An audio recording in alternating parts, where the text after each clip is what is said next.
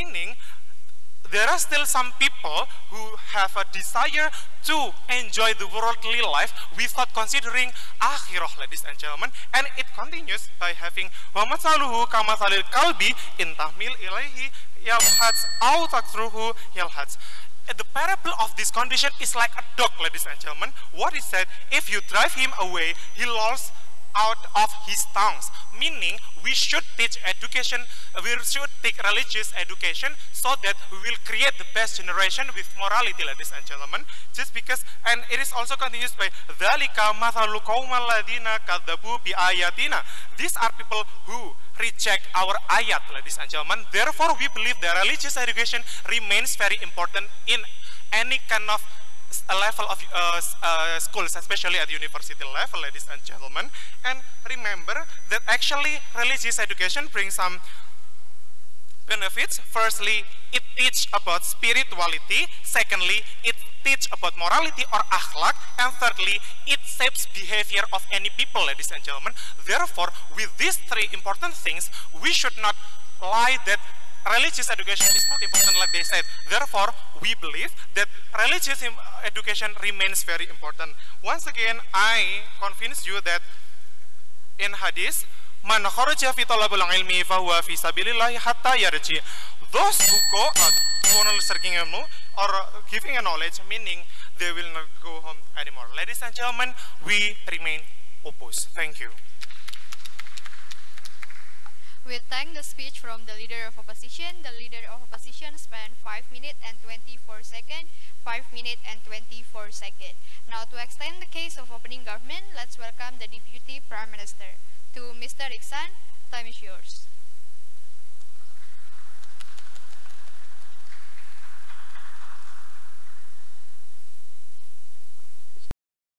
That has been accepted to all of the community. That there is no question that what you are studying is true. That's why they study math, sciences. That is true, and nobody question that anymore.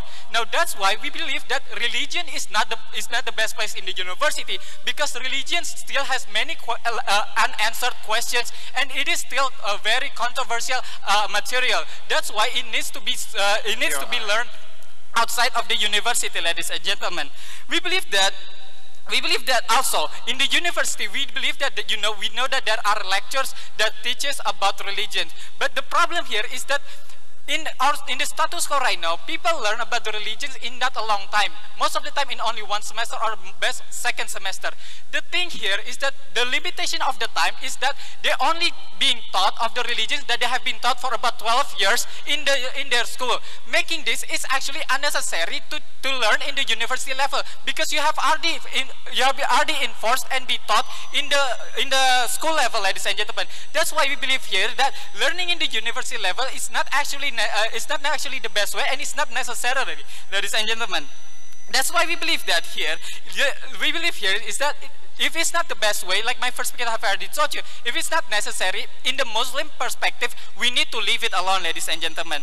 Now we believe that we also agree from the opening opposition point of view when they say that all Muslims need to seek their religious knowledge every time. We also strongly believe in that. We believe in the word seek here. Now, if you do this motion, they don't seek the knowledge, but the knowledge is forced upon them, because they have to learn about religious education. In the religious education, because it is in the status quo right now, it is one of the required courses for you to graduate, ladies and gentlemen. Now this actually makes the seeking thing wrong, ladies and gentlemen. That they are not seeking anymore, but they are forced upon. If you really want them to seek knowledge, let them be free and let them seek their own knowledge, ladies and gentlemen. That's why in Surah Yunus, verse 99, it says that if Allah wants everyone to actually be faithful to them, Allah will command it and it will happen. But Allah doesn't do it, and let the person choose on how they do it, how they gain their faithfulness to Allah, ladies and gentlemen. And this is what we believe that if we allow this motion, it will happen. Now, how do they seek it?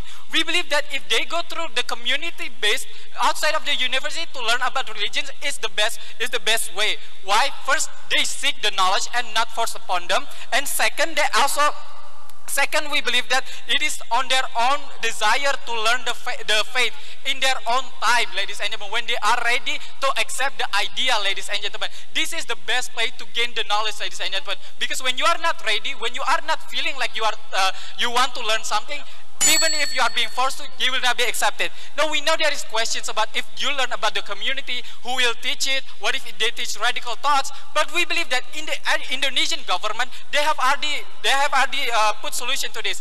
In how we see that in status quo right now, Indonesia government is very, very strict to every single organization, to control the organization, to make sure that there is no more radical thoughts. We see the status quo on how the Indonesian government stop a very known organization because this is that they are learning something that is not supposed to, that is going against the ideology of of Indonesia. That's how we see that the Indonesian government is very justice, and will not see that even if you are a very known organization, if you are not known organization, you will be judged the same. If you are teaching something that you are not supposed to, then the government will act upon you. That's how the government controls it. That's how the government justifies this motion, ladies and gentlemen.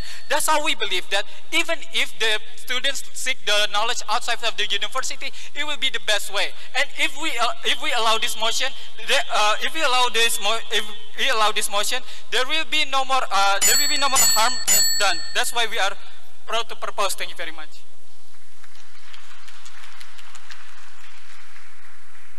The Deputy Prime Minister spent 5 minutes and 20 seconds. 5 minutes and 20 seconds. Now, to continue the case of opening opposition, let's welcome the Deputy Leader of Opposition. To Mr. Fajrin. Ms. Fajrin, time is yours.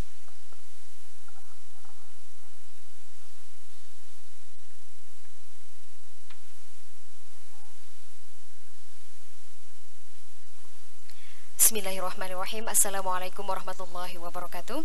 Hamdan wa syukran lillah, salatan wa salaman ala rasulillah, la nabiyya ba'dah. Honorable the judges, ladies and gentlemen, before I go to my point, let me rebut from the statement of opening government, ladies and gentlemen. They stated that seeking knowledge is not always in university or outside the university or outside the school, outside the room. It can be accepted, ladies and gentlemen. Let's see that if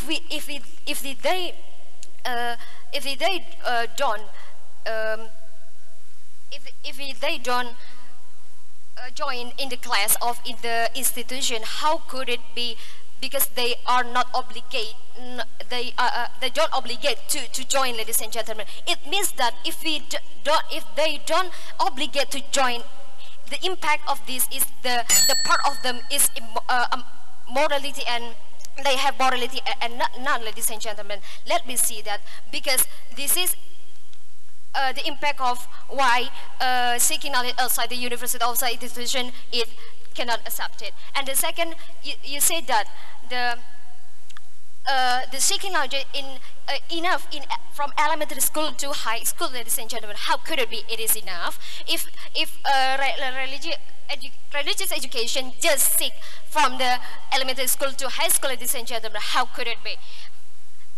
So this has opposed religious education at university level.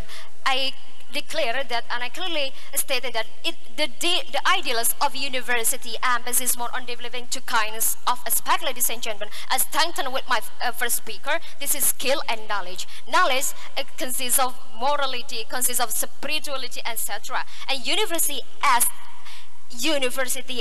a production of knowledge. Ladies and gentlemen, I strengthened with my first speaker statement that religious education remains important, because if you pose the existence of religious education in this university, we look the status quo in this university, in our country, ladies and gentlemen, for example, Indonesia, why there are so many Islamic university can exist in our country. And we see the tafsir of utlubul ilmah minal mahdi ilal lahdi, and Talabul ilmah faridatun ala kulli muslimin wa muslimatin, as my first speaker stated that. I would like to tafsir al-ilmah here, use that al-ilmah here, knowledge, not only another knowledge, but religious education. gentlemen. Al-ilma, I strengthen with this. Why Rasulullah sallallahu alaihi wasallam using al-ilmu or al-ilma? Because al-ilma here consists of specific and especially knowledge. It means that religious education, ladies and gentlemen. And why Rasulullah don't use talabul ilma faridatun ala kada fi kada wal talabul ilma faridatun ala al-fasri ala al-jami'ah, because Rasulullah sallallahu alaihi wasallam that ala kulli muslimin wa muslimatin, it means that everyone has an obligation to seeking knowledge, because Allah subhanahu wa ta'ala will guarantee who has knowledge, and who has knowledge, Allah will guarantee they who have knowledge, the believer and who have knowledge is in a worth life, ladies and gentlemen. As A'udzu billahi minasyaitonir rajim. Bismillahirrahmanirrahim. Yarfa'illahu alladhina amanu minkum walladhina utul ilma darajat. You said I mean that you have to headline and underline the words of darajat. Allah using plural, ladies and gentlemen, and Allah using darajat, and it means jama. It means Allah will raise some of degrees, ladies and gentlemen, and Allah will guarantee it. Will, ladies and gentlemen, udul ilma darajat ilwis, Allah will guarantee.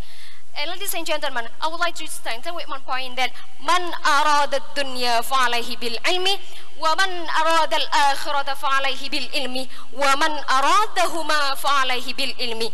It can state that clearly, ladies and gentlemen, that al-ilmi, seeking knowledge, is an obligation for every human, ladies and gentlemen.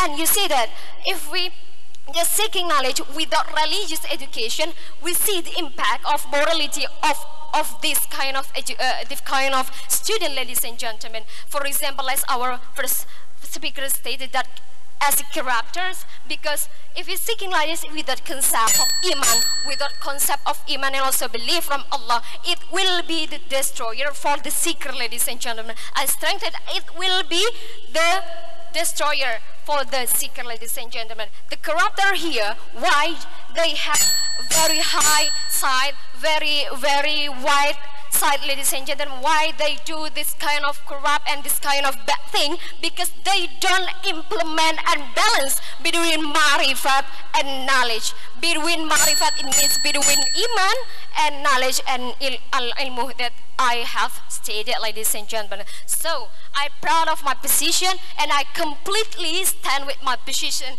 that I believe, and I am proud the existence of religious education at university level. Thank you. We thank the Deputy Leader of Opposition for her speech. Suspend 5 minutes and 52 seconds.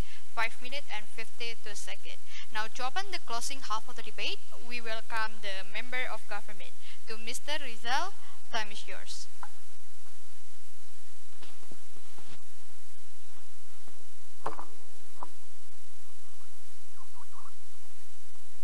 Assalamualaikum warahmatullahi wabarakatuh. Honorable judges and respectable all speaker. Before I try to deliver my points, I'm going to give some of kind of ayah in Quran that will actually strong my argument later. Bismillahirrahmanirrahim. فلولا نفر من كل فرقة منهم طائفة ليتفقهوا في الدين ولينذروا قومهم إذا رجعوا إليهم لعلهم يذكرون. Sadaqallahul Azim. The meaning of this kind of ayah in Quran, it means that how important we are learned about religion studies itself, ladies and gentlemen. Ladies and gentlemen, before I try to begin my point, I'm going to debate first some point already delivered by the opening and the first speaker and the second speaker of the opposition times, the opposition speaker. Ladies and gentlemen, in this kind of context, ladies and gentlemen, they already said before that religious studies actually already exist in university nowadays. But we could see, ladies and gentlemen, do you think that the purpose of religious study in university already achieved, ladies and gentlemen? If one of the purpose of religious study in university today is in order to gain the good moral in most of the students in university, we could see today, ladies and gentlemen, even they already got 2 credits in a semester, but we could see there are so many students still got lack attention of their moral, ladies and gentlemen. So this is one of the things that we could remember, ladies and gentlemen. Most of students in universities sometimes today, even they already learned about religious study, but they still have a bad moral, some of them, ladies and gentlemen. So this has become the reason why we are really questioning, ladies and gentlemen. Now I'm going to bring my point, ladies and gentlemen. In this kind of context, ladies and gentlemen, we are really understand that how Islam is really appreciated for all of them in learning about religious study, ladies and gentlemen. But in this kind of context, ladies and gentlemen, do you remember that we already learned about religious study as the basic of religious study in elementary school, primary school, and senior high school? Thank you. But we could remember, ladies and gentlemen, nowadays, do you think that the character of our students in Indonesia today already been good, ladies and gentlemen? So the things that we are going to do here is we should evaluate that kind of programs, ladies and gentlemen, before we trying to continue the program of study, religious study in university, ladies and gentlemen. This is one of the points that you should remember, ladies and gentlemen. And can you imagine, guys, from this kind of motion, religious studies to be implemented in university means not the only bachelor, but also for magister and doctor, ladies and gentlemen. Can you imagine if magister and doctor, they should learn about religious study anymore? Because we could see from the motions. So it is one of the things that we should remember, ladies and gentlemen. You know, now I'm majoring in public health. I already learned 2 credits in a semester, but I don't think so. I don't think that we can guarantee that some of my friends have a good attitude on this kind of after they learn about religious study. So we could evaluate what kind of some things like wrong in religious study that already implemented in university, ladies and gentlemen. Thank you. In Islam, we could remember talabul ilmi faridatun ala kulli muslimin wal muslimat. It is obligation for all Muslim wal muslimat to learn about religious study or education. And also utlubul ilmi minal mahdi illal lahdi, that we are obligated to learn. We start from we born until we die, ladies and gentlemen. But we should remember that in this kind of case, in Islam, we don't have any limitation in place and time. Is that right? So the thing that you all should remember, ladies and gentlemen, the way you learn religious studies is not the only that you should learn in university level. In this kind of case, I'm going to propose you that the thing that you can do is self-learning. You can doing self-learning. And then the second way, doing or joining halakoh that I'm joining today. Joining halakoh is one of the things that already happened in university. Some of the discussion which is related with the religious study in the university. One point you should remember also, ladies and gentlemen, you know what I've learned 2 credits in a semester in my university. Well, actually, all the things that I already learned before is repetitive. I still learn about Asmaul Husna. I don't mean to looking down or disparage what I've learned. But in this kind of case, university level means that the things that we are going to seeking is more deep. So in this kind of case, what I learned today is only like basic, what I've learned in 12 years ago. So this is what we are going to evaluate, ladies and gentlemen. So in this kind of case, ladies and gentlemen, the best way in order to learn about religious studies, not only in level university, but you have no any limitation in another way, ladies and gentlemen. You can still doing self-learning, doing halakoh and other things, ladies and gentlemen. Because in Islam, we should begin, the way we learn about religious study, begin from we born until we die, ladies and gentlemen. So this is what are the things that we could remember, ladies and gentlemen. Thank you.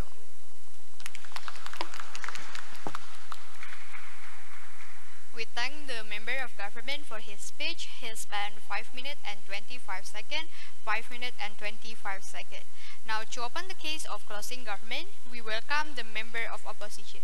To Ms. Alfie, time is yours.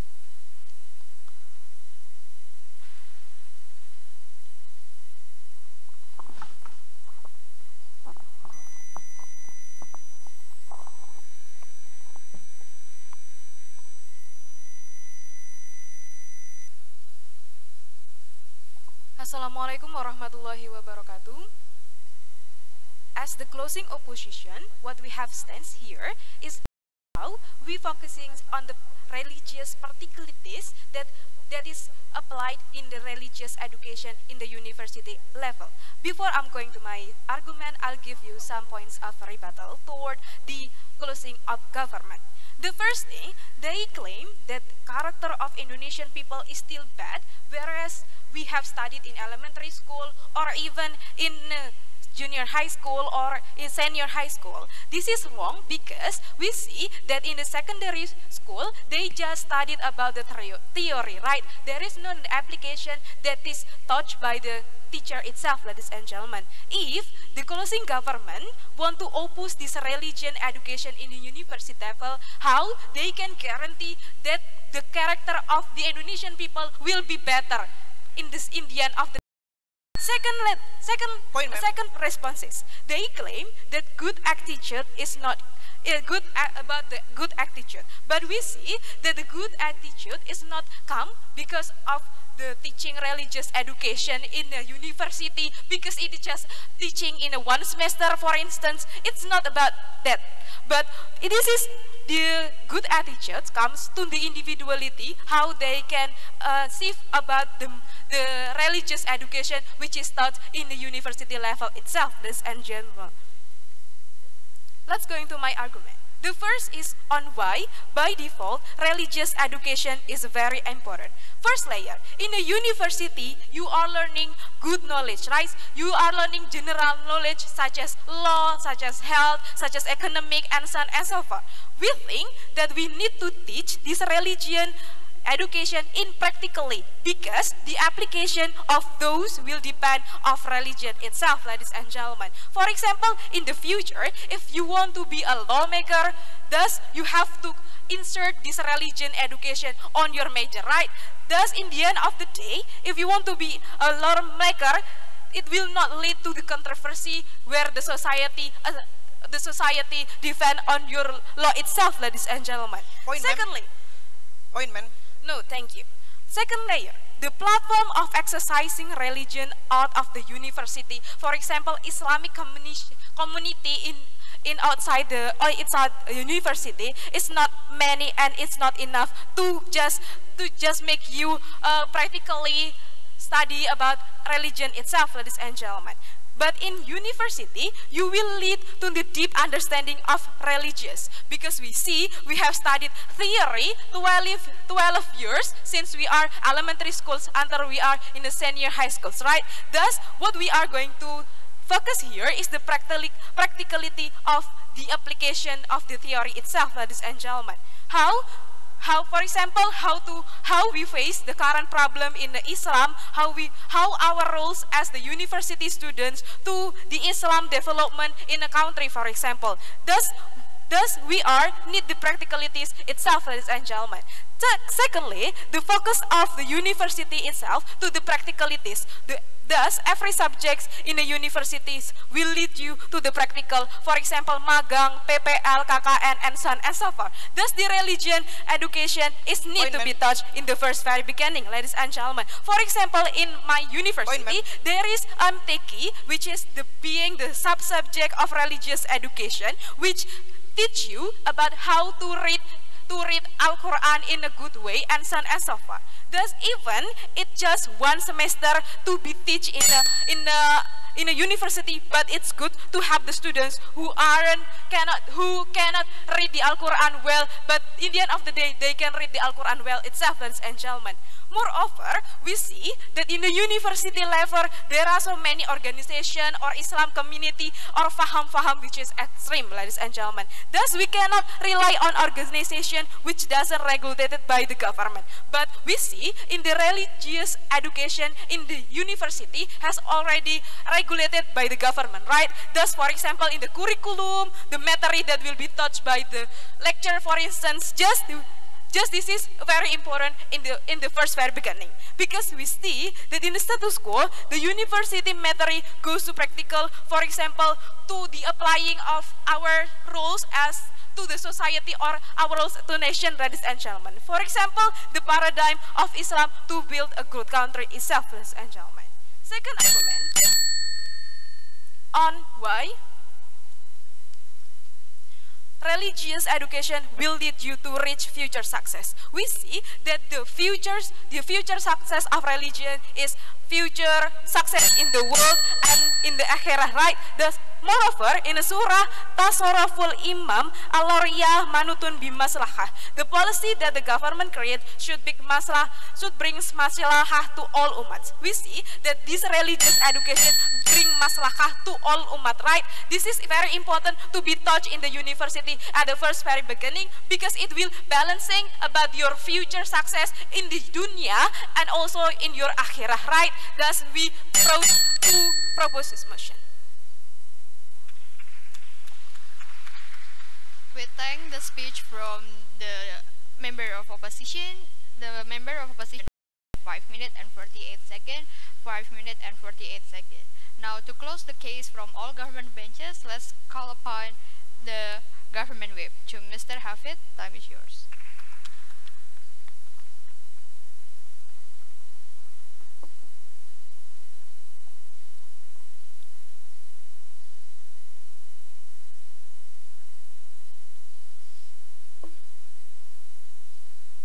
Assalamualaikum warahmatullahi wabarakatuh. Honorable the judges and honorable to all of the speakers.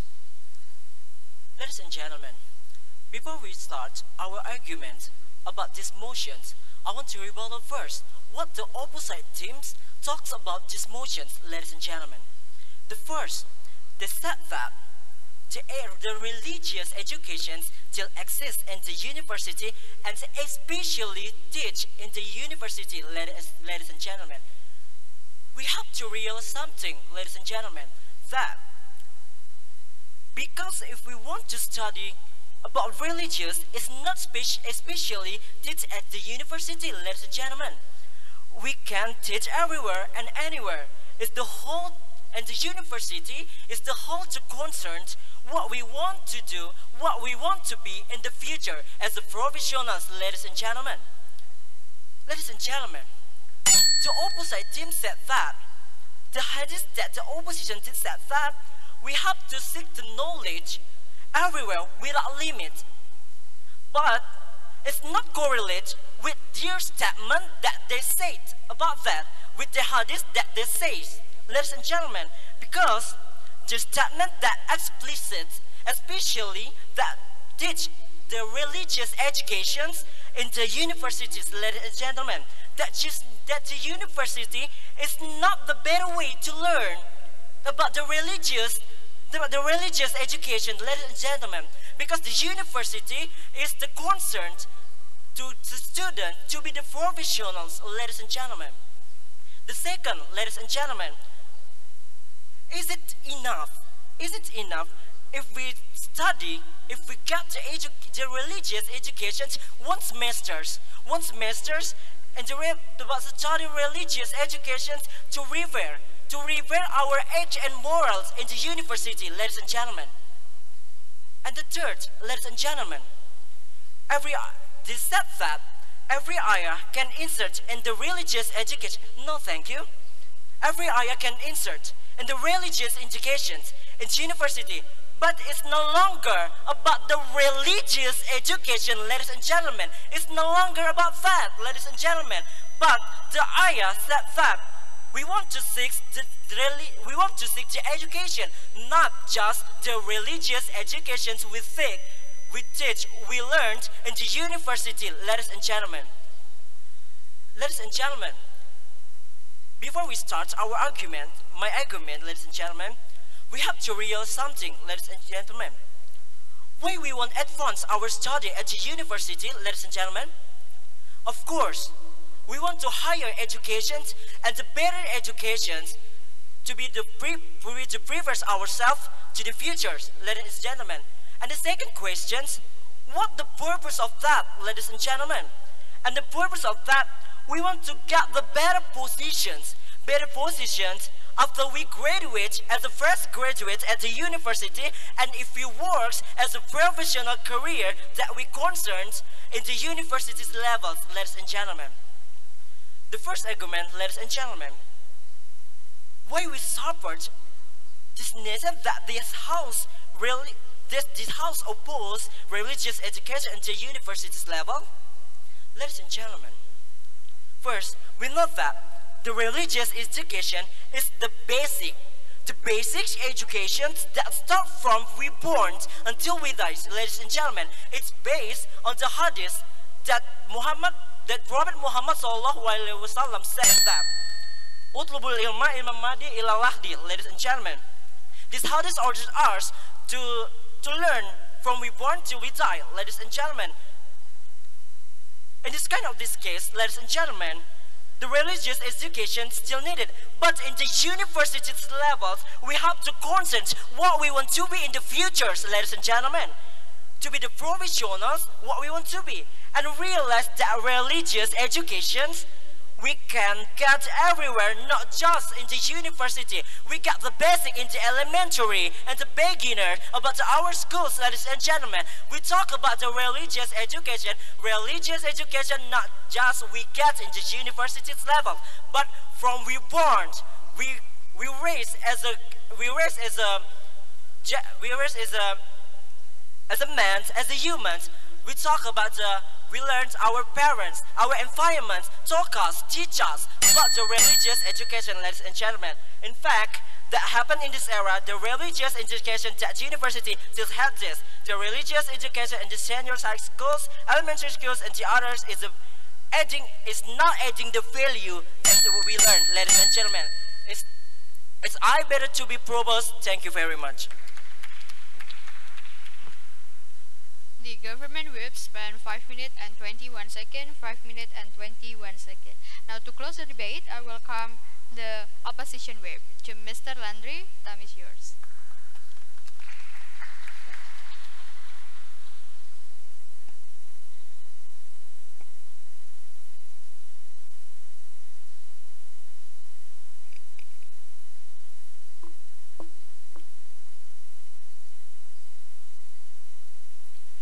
Assalamualaikum warahmatullahi wabarakatuh. Ladies and gentlemen, I think that closing opposition takes this debate because closing opposition is the only team that explains what is actually the purpose of university, right? That brings you to the future, for instance, your career, that also applies to the practicalities on how that you're going to apply your theory in the social interaction.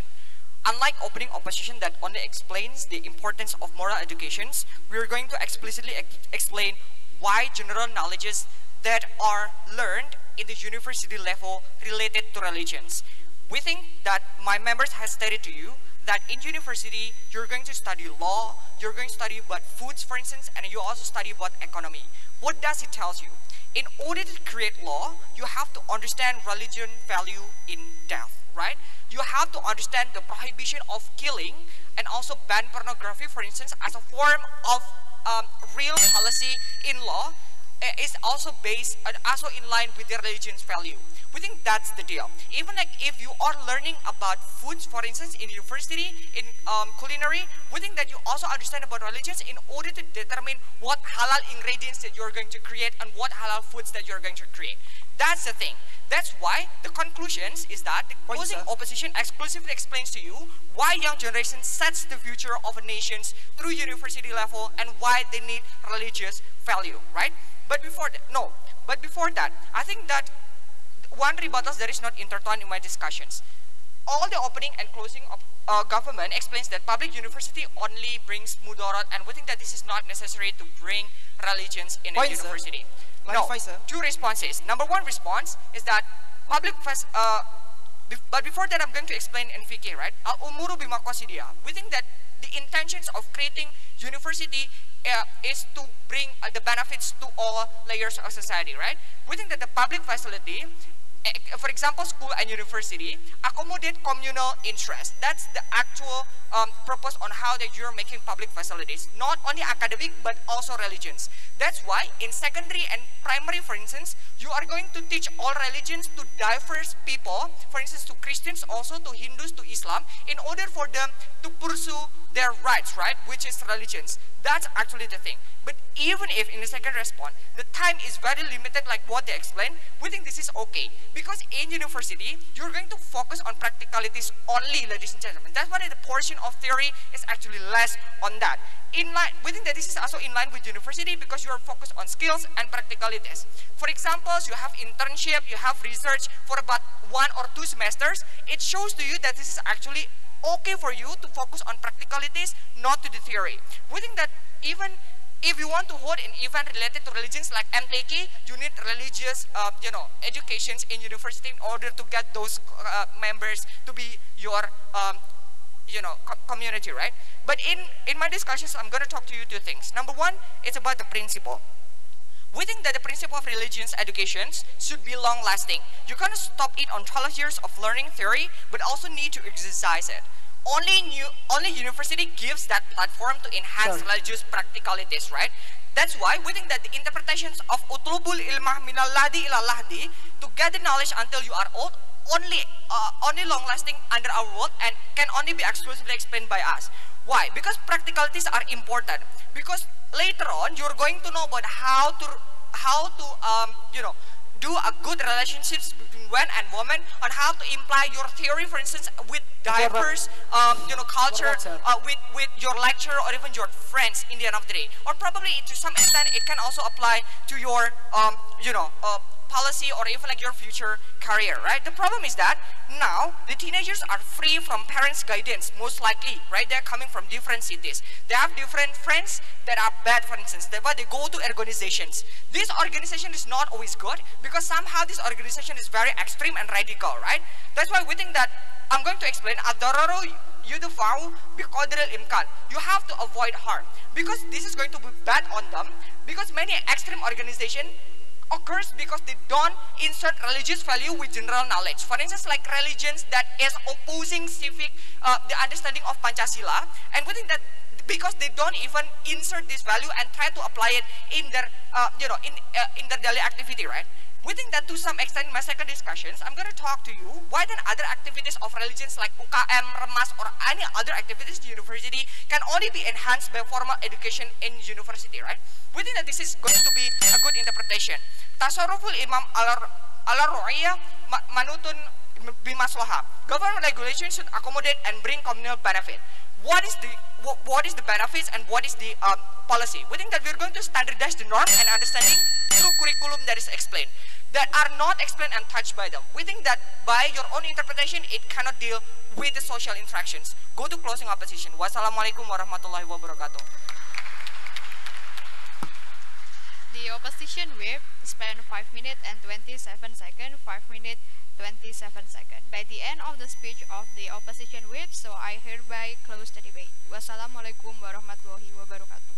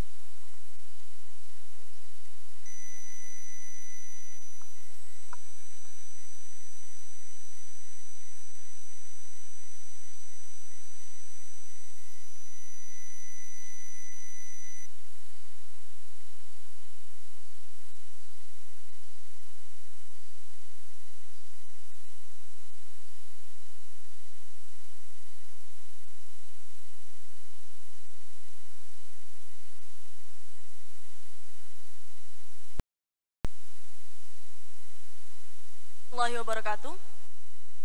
Quarter final round, shift 3 of MTKMN the 15th, 2017. The motion in this debate is this House believes that Islam does not teach the concept of Khilafah as the system of government. In the opening government, we have UMM with Mr. Marhatus as Miss Marhatus as the Prime Minister and Mr. Zainal as the Deputy Prime Minister. In the opening opposition, we have Universitas Andalas with Miss Rifka as the leader of opposition and Mr. Alif as the Deputy Leader of Opposition.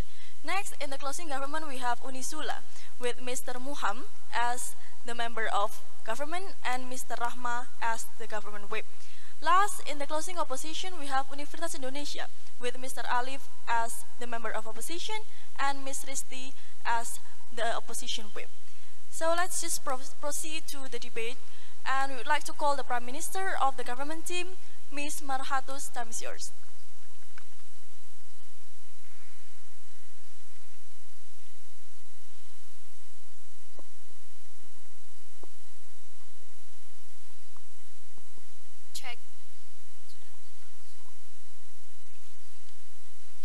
Bismillahirrahmanirrahim.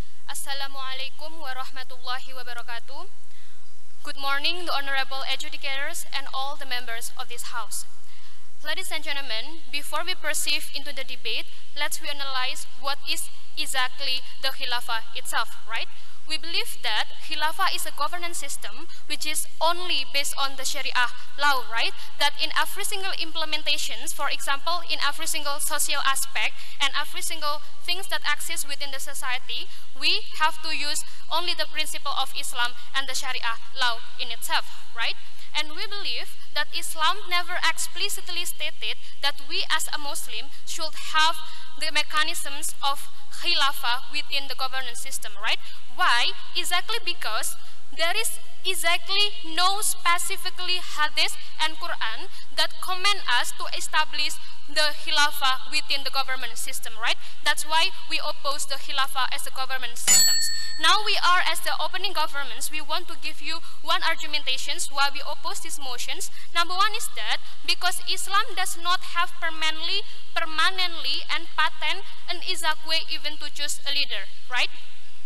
Now let's come to my argumentations. Ladies and gentlemen, Nabiullah Muhammad SAW never instruct us that we, as the way we choose the leader, for example, should be there is an exact way, right? Moreover, in Quran, there is no even specific ayah that command us even to use Khilafah as the government system in our country. Moreover, ladies and gentlemen, one of ayah in Al-Quran, Bismillahirrahmanirrahim, wa amruhum syura bainahum. And the meaning is, and for your affairs, discuss it with your people. The context of this ayah stated that if you have such affair and also problems within your people, we believe that the way to solve those problems and achieve the agreement is by musyawarah and discussions, right? We believe that Allah Subhanahu wa Ta'ala, yes indeed, Allah give us such a comment, clearly comment within Al-Quran, for example, within the problems or the affairs from Allah to the human, right? But if those problems it from human to human, we believe that by this ayah, Allah already clearly stated that it should be within only your people, that you have to discuss it within your peoples, right? So because of that, ladies and gentlemen, it's clearly stated that we believe that the system of Khilafah is a forms of affairs that from human to human, that's why should be solved and should be make agreements by discussions within the people itself, right? We believe that the burden of proof of the opposition's government, they should provide us an ayah, for example, or hadith, the Sahih hadith, that exactly command us to create khilafah and governance systems within our society, and those verse and those hadiths should exactly suitable with the context of the society in this modern era, right? This is the burden of proof that the opposition's team should bring in this debate. Moreover, ladies and gentlemen, one of ayah in Al-Quran, Inni ja'ilu fil ardi khalifah, and the meaning is, verily I created you to be the khilafah. The context of this ayah is doesn't mean that Allah want to command you to create a khilafah or governance systems of khilafah, but Allah here try to comment us by this ayah that one of you should be a leader, should be a khilafah. For example, that we try to suit it with the context of this modern society, we believe that those khilafah means that the leader that can bring you to the maslahah in the future. For example, the presidents or even the governance that exists within the society, right? Second proof, ladies and gentlemen, why Islam doesn't have any exact, second proof why Islam doesn't have comment to comment us, why should we have the khilafah of governance system itself. We believe that in era during Nabi Muhammad SAW, every single khilafah during Nabi Muhammad, they are chosen with the different way, ladies and gentlemen. For example, khilafah Abu Bakar, the way people in era Nabi Muhammad SAW choose Abu Bakar as a leader is because Umar and also Abu Ubaidah were not chosen by the society as the leader, right? That's why Umar and Abu Ubaidah, they have an agreement that they want to choose Abu Bakar as a leader. So because of that, meanings that this is based on the discussions. Even the khilafah in era Umar bin Khattab, right? The way the society in era Nabi Muhammad SAW choosing Umar bin Khattab is not the same just like they choosing Abu Bakar, right? So because of that, we believe that even in Nabi Muhammad era, there is different way to choosing the leader. That's why khilafah doesn't exist at the very first beginning. That's why we believe we close my case. Wassalamualaikum warahmatullahi wabarakatuh. Thank you, Ms. Marhatus. To respond the case, Mr. Marhatus as the Prime Minister spent 5 minutes 19, Ms. Marhatus spends 5 minutes 19 seconds, 5 minutes 90 seconds. To respond the case of the government team, I'd like to call the Leader of Opposition, Ms. Rifka. Time is yours.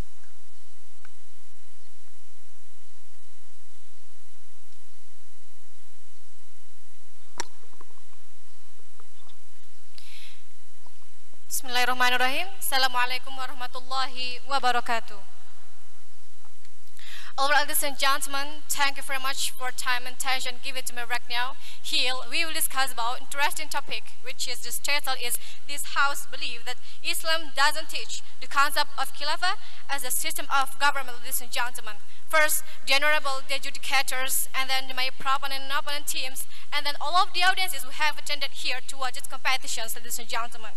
First, I'd like to give the rebuttal to the arguments explained by the government teams, ladies and gentlemen. It is about that there's no one of the instructions by the Prophet that the khilafah is the duty, ladies and gentlemen. But I agree, but why here? I would rebut because please pay attention to this hadith praying by the Prophet of Muhammad sallallahu alaihi wasallam. The duty will not be perfect, except something be obliged for make prefer the duty. So, although that the khilafah is not teach clearly to our religions through the hadith, but it can be duty to make perfect something, ladies and gentlemen. They come to my arguments, ladies and gentlemen.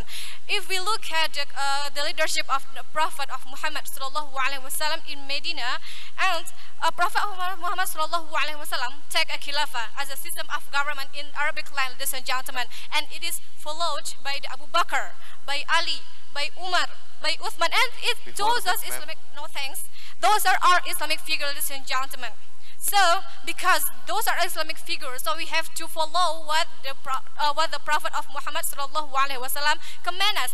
And if the Prophet of Muhammad sallallahu alaihi wasallam teach and apply the khilafah as a system of government, so this is why we have followed it. Because as a Muslim followers, as the best Muslim followers, we have to apply all of kinds of the instructions brought by the prophets and Allah subhanahu wa ta'ala. Ladies and gentlemen, during the leadership of Prophet of Muhammad sallallahu alaihi wasallam, taken khilafah as system of governments and not followed by the others opinion like the Umar, Abu Bakr, and it makes the stabilizations and it makes the security for the Arabic land, ladies and gentlemen. And because it makes because it makes the security and stability, ladies and gentlemen, so we have to follow it.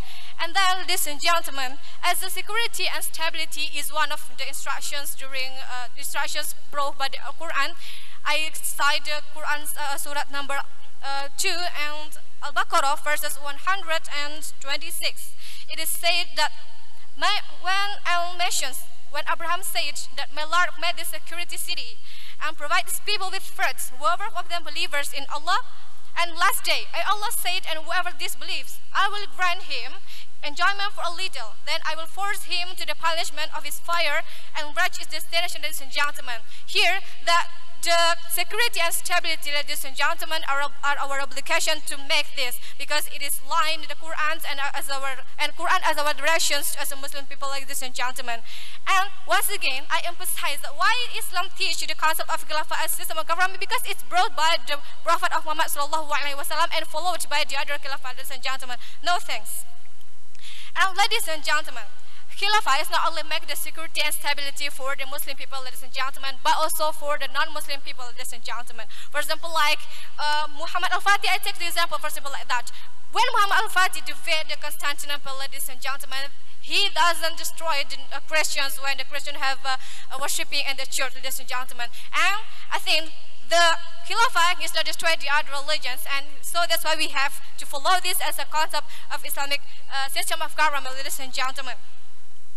And then, if we talk about the Khilafah as a system of the government, we talk. I think it's just the opinion of the social group law, ladies and gentlemen. It's perhaps caused by maybe the Khilafah can make the war, can make the bloodshed according to our country, because Islamic command us to jihad, command us to give word to the kafir persons.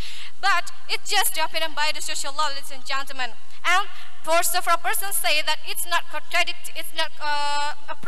with our principle of the countries, something like Pancasila, 5 pillars in our countries, and it's not true, ladies and gentlemen. Because actually, the Khilafah is very appropriate to our country, ladies and gentlemen. For example, like if Khilafah teach us about the praying, teach to worship to Allah subhanahu wa ta'ala, teach to fasting, and teach to zakat and the others. So it's very appropriate to the first pillar in NKRI, ladies and gentlemen. That is the supreme God, ladies and gentlemen, for example, like that. And then why the Islam teach the concept of Khilafah as a system of government? Because I have told you that there are many, the Prophet of Muhammad sallallahu alaihi wasallam and his opinions apply this concept, ladies and gentlemen, for example, like that. So if we deny the Khilafah, so that's why we deny the principle brought by the Prophet of Muhammad sallallahu alaihi wasallam, ladies and gentlemen. So here, I strongly disagree that Islam doesn't teach the concept of Khilafah as a system of government. Thank you very much. Thank you, Ms. Rivka. As the leader of opposition, Ms. Rivka spends 5 minutes, 37 seconds. 5 minutes, 37 seconds. To extend the case of the government team, I'd like to call Mr. Zainal as Deputy Prime Minister. Time is yours.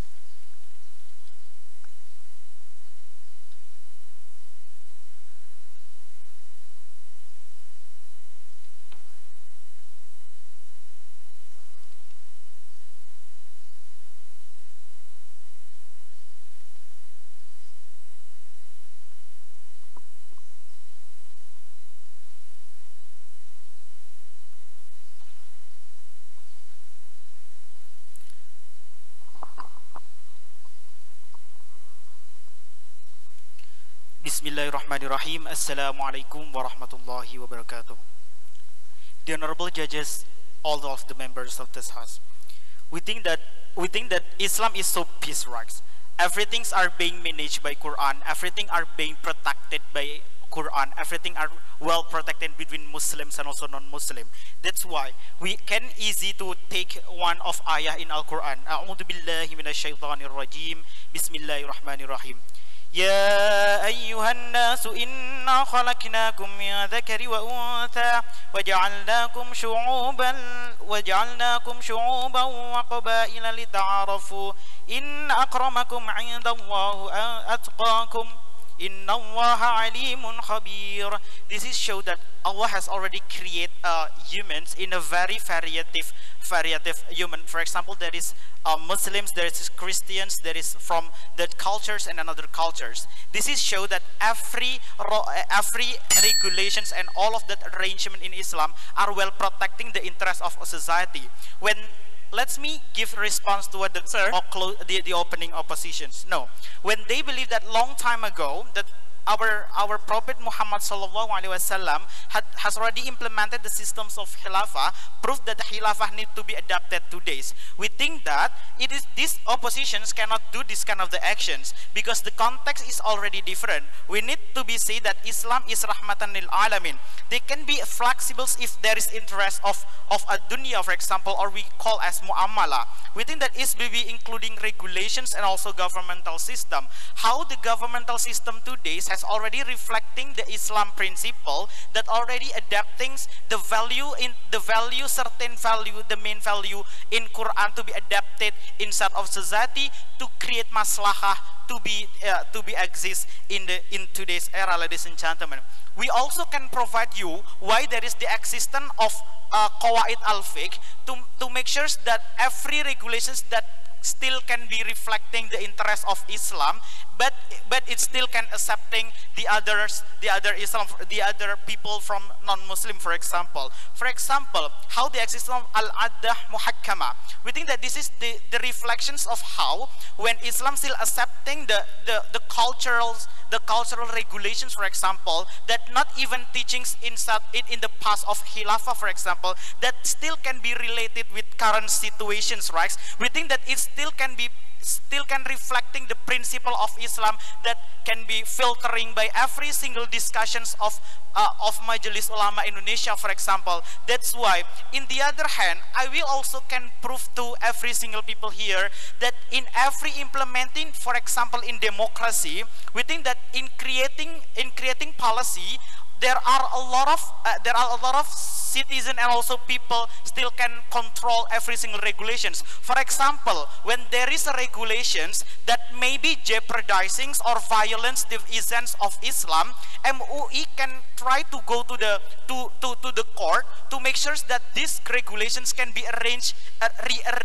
to make sure that Islam value can be accepted, right? That's why we think that this system, even if implemented, we think that have already reflecting the Islam value. No, thank you.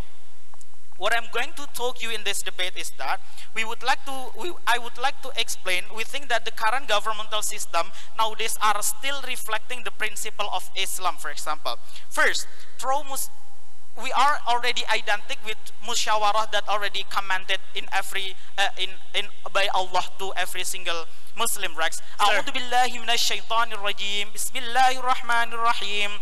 والذين استجابوا لربهم وأقاموا الصلاة وأمرهم شورى بينهم ومما رزقناهم ينفقون. This is also well implemented in democracy, for example, when every single leader are choosing by every vote from every single society without any exceptions. If any musyawarah in our House of Representatives is also well implemented, right? So that's why we think that this already being implemented, the system of Islam, ladies and gentlemen. We think that when they talking about the freedoms of pray, the freedom of reflecting Islam, we think that even if we are not implementing Khilafah, we think that the freedoms of pray will still go there, ladies and gentlemen. Even if in the very sensitive content of freedom to Muslim to not choose non-Muslim leader as reflection of Quran Surat Al-Ma'idah are already become the freedom of every single society. It is also being accepted, right? We think that it's free for every single Muslim leader to make every single people to actually reflecting Al-Quran and Al-Hadith, for example. But these discussions are still there, and we already successfully prove you as the opening government that there is no specific successful or specific proof in Quran that we need Islam teach the Khilafah leader. Thank you very much. Wassalamualaikum warahmatullahi wabarakatuh. Thank you, Mr. Zainal. As the Deputy Prime Minister, Mr. Zainal spends 5 minutes, 23 seconds. 5 minutes, 23 seconds. Next, I call upon the Deputy Leader of Opposition, Mr. Alif. Time is yours.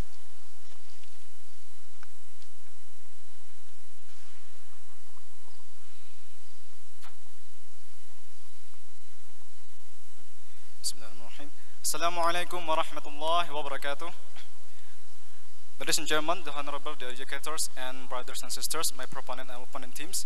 Well, before I'm going to deliver my argument as the second speaker of the opening opposition, I would like to give rebuttal to the government teams, well, he said that in Khalifa, they said about mushawara systems, and here I would like to clarify that even though we implement Khalifa, it doesn't mean that we cannot do mushawara, because Khalifa means that we, in Khilafah, the meaning of Khilafah is implementing Sharia law, and in Islam we take Sharia law from Quran and Sunnah. Here in the Quran, Allah says that fa'fu anhum wastaghfir lahum wa shawirhum fil amr. It is mentioned that in Quran, Allah says that we have to do a mutual conciliation with people to decide our affairs. So here it doesn't mean that if you are implementing Khilafah, it doesn't mean that you cannot do mushawara. And I was a bit confused with the government team that say about election. I mean, that's all about different ways how Muslims choose Abu Bakr and Umar. But I would like to clarify here. We are not talking about election in Islam, how to elect a leader. But we are talking about whether Islam teach Khilafah or not. Whether Islam teach Khilafah or not. Okay, that is to respond to the argument of the government teams. Well, ladies and gentlemen, we have to understand that in the era of the Rasulullah Muhammad sallallahu alaihi wasallam, it is also mentioned that Rasulullah asked people to implement Sharia law, and it is clear that after Rasulullah and Abu Bakr and Umar, they apply Khilafah also. This is the clear proof that also actually Islam teach us about Khilafah. And now come to the definition of Khilafah first, ladies and gentlemen. The definition of Khilafah comes from the word Khilafah al-Khalfu, Khalfun or Khalifa. And this is the meaning of changing generation and inherit the world. Or in the other side as the leader of all the humankind in this world. Because according to Surah Al-Baqarah, verse number 30, it is related to the definition of this, our motion today. وَإِذْ قَالَ رَبُّكَ لِلْمَلَائِكَةِ إِنِّي جَاعِلٌ فِي الْأَرْضِ خَلِيفَةً. Khalifa means the person who inherit the world. And Khalifa talk about leaderships. In Surah Al-A'raf, verse number 69, it is mentioned that he is met you the inheritance of the earth, or Khilafah, to raise the ranks upon of you in the sight of Allah. So here it is mean that Khilafah is the concept of leadership, but Khilafah also talks about the success of generations and leadership of the Muslims believer. And ladies and gentlemen, Sheikh Abdul Majid Al-Khalidi, he said that about the definition of Khalifa. Sheikh Abdul Khalid said that Khalifa is defined as leadership for Muslims, including all aspects of life in the world, to establish the Sharia law and spread da'wah to all the world. So there are two essential functions of Khilafah. First is to establish the Sharia law, to implement Sharia law in all aspects of life, and then the second is to spread da'wah. So these are the 2 points that we have to understand, ladies and gentlemen, why Islam teach Khilafah. Because in Islam, we have to do da'wah and we have to implement Sharia of Islam. And from this dalil, we can understand that Khalifa is actually a coordinating institution for Muslims to implement Sharia law. So we have to follow Khilafah because of this dalil. And in the other dalil, Allah mentioned in Quran Surah An-Nisa verse number 59, Allah says that Ati'u Allah wa ati'u Rasul wa ulul amri minkum. We have to obey Allah, Rasul, and ulul amri. The meaning of ulul amri here is a single leader, not a ulama. Like some people say that ulama, but here we talk about ulul amri because in the era of Prophet Muhammad, there are so many ulama, but they still choose one single leader. This is the meaning of Khilafah in German. And then the generation of Khilafah is the best generations, according to Rasulullah sallallahu alaihi wasallam. And ladies and gentlemen, why we have to implement Khilafah is because of Khilafah increase the dignity of Muslims believer, increase the dignity, the degree of the glory of Islam. Because the purpose of Islam is to spread da'wah. And if we see the past times in the era of Islam, you know, Islam under the law of Khilafah, Islam can spread until Cordova, until European countries, until almost all the continents in this world. It is they have been touched by Islam because of Khilafah, because of a single leader in the country of Islam, in the whole country of Islam. So that's why Islam is actually teach us about the concept of Khilafah. And ladies and gentlemen, I'll give you an example why we should follow Khilafah and why Islam teaches us Khilafah. And the reason is because in Islam, if you implement the Sharia of Islam, Allah will give you peace, glory, and will increase the dignity of humankind. And that's why we are, as the opposition teams, disagree with the motions, because it is clear. And the ayah is not only about, it's not only Surah Al-An'am verse number 165, but also Surah Yunus verse number 14 and Surah Fatir 39. It is clearly mentioned that we have to follow the Sharia of Islam and we cannot take other law under outside of Islam. That's why we disagree with the mission. Thank you. Thank you for the speech. Mr. Alif, as the Deputy Leader Opposition, spends 5 minutes 27 seconds. 5 minutes 27 seconds. To start with the case of the government team, we would like to call the member of government, Mr. Muham. Time is yours.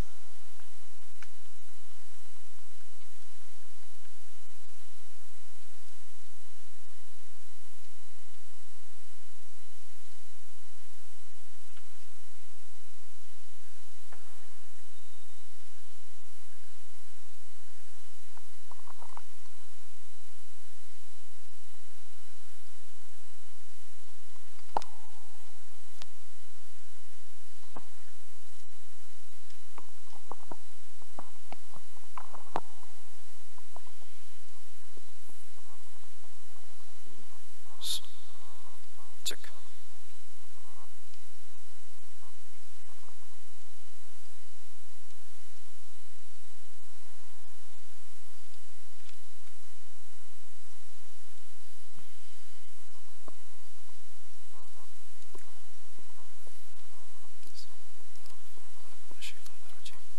Bismillahirrahmanirrahim. Assalamualaikum warahmatullahi wabarakatuh. Honorable judges and ladies and gentlemen, my fellow government team and the opposition. Assalamualaikum warahmatullahi wabarakatuh. Okay, Mr. and Madam judges, what we actually talking about the motion is whether or not Islam teaches us khilafah or not. However, us as the government team, we have a very good argument, which is Islam does not teach khilafah. However, Islam teaches us how to be a good leader, and this is what we are actually talking about in the closing side of the debate. It's not about the system of the khilafah. The reason I will be talking further about the reason why Al-Quran and also the Sunnah of Rasulullah sallallahu alaihi wasallam did not talk about khilafah in their time. However, I'll be talking about that in my substantive speech. However, before I go on to my substantive speech, I would like to give several rebuttals on the opening opposition side of the house. The open opposition side of the house talks about deny the fact about the election in teaching in selecting a khalifa. However, us from the government side, we have already talked about Ashura, about which we have already been said by the opening government about making a mushawarah among yourself to select a leader, to actually talk about the problems and the maslahah in the society, Mr. and Madam Judges. However, this is the maslahah in the society can only be solved when there's a capable leader, and therefore what's called the Quran Ashura, which have been said by the opening government. Sit down. The opening government it's already clear that in order to solve this maslahah, we have to talk among ourselves, and this has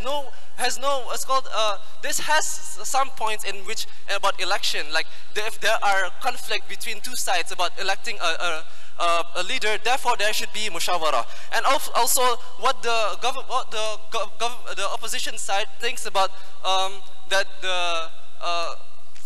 the Khalifa thing, the Khilafah is suitable in the era, in the previous era.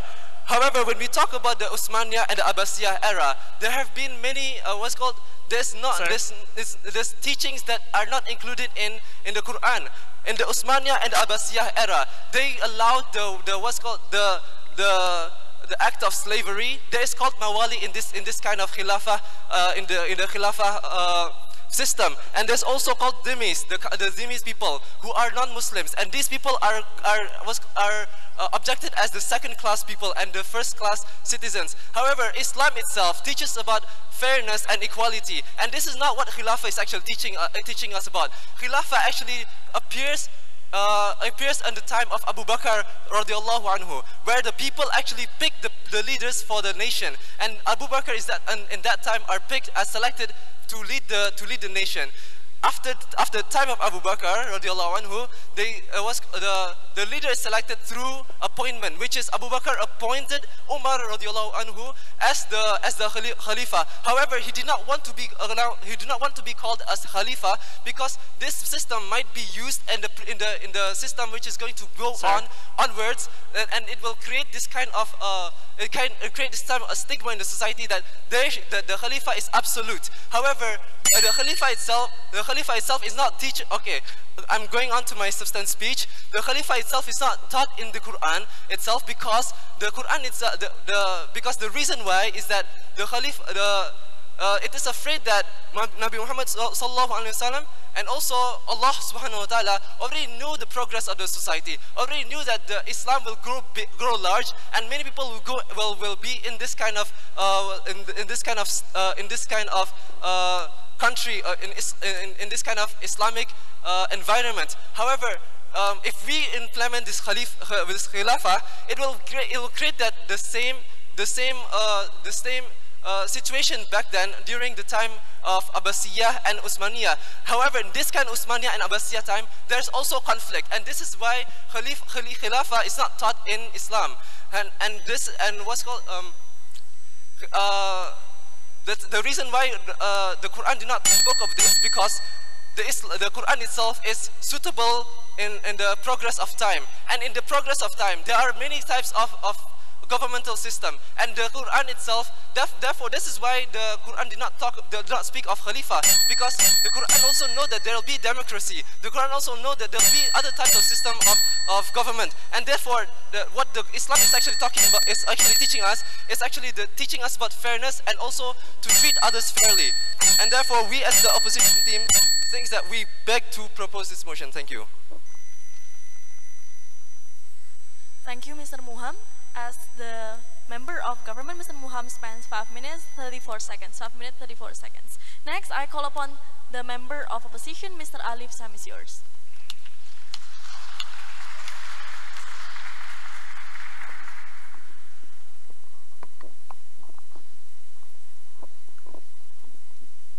Test.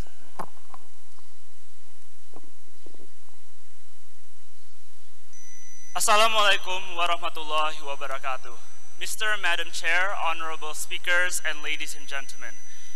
We have two principles that are standing in closing opposition. The first one is adinu manutun bil maslaha, which means that religion progresses towards social empowerment. And second, that Islam is a comprehensive and perfect religion that talks about deen, the religion, and also talks about the world. And these are the two principles that are going to be based on our Khilafah. First, we don't think that opening government has a correct portrayal of what Khilafah. We think that it's too narrow and too specific. There are many types of Khilafah that has been created by Muslim countries and the Ummah. There's Khilafah that's based on the election of the Ummah, like Abu Bakr. But there's also Khilafah based on the successor, like Umar. And there's also Khilafah that was taken by force, like the Abbasid and Ottoman caliphates. What does this mean? Khilafah is a concept, but it's not rigid. It can still adapt, and it can still be interpreted continuously in the future. That's why many ulama in the modern world has created the Islamic democratic Khilafah, in which they try to create a better and democratically averse Khilafah that is suitable with the Muslim world. So what is it based? Khilafah is anything that is based on Sharia law, Quran, and As-Sunnah, and that can be anything and a concept of government, ladies and gentlemen, that protects that thing. First response, we don't think that it has to be explicit in the Quran and the Hadith. For example, madrasah, like the system of education, muamalah, or Islamic just war are not explicit in the Quran, but we are able to create those concepts from other verses that talk about transactions, that talk about fairness, that talk about source of education. For example, Sharia is not explicitly in the Quran. The parts and what it is talking about is also something that the ulama envisioned, they structured, and they organized the Sharia so that we are able to understand it as a concept. What is the Qaida Fiqh? Al-aslu fil ansha al-ibaha. The norm is that all things is permissible. Yes, there's no verse that explicitly talk about khilafah, but there's also no verse that explicitly denies khilafah. Khilafah is not ruled out from the Quran, and is something that the Muslim ulamas have been able to conceptualize, ladies and gentlemen, and we think this is important. What is our argument? Khilafah is taught because it is important for us to implement Sharia law in a way that implements social justice and Islamic values, ladies and gentlemen.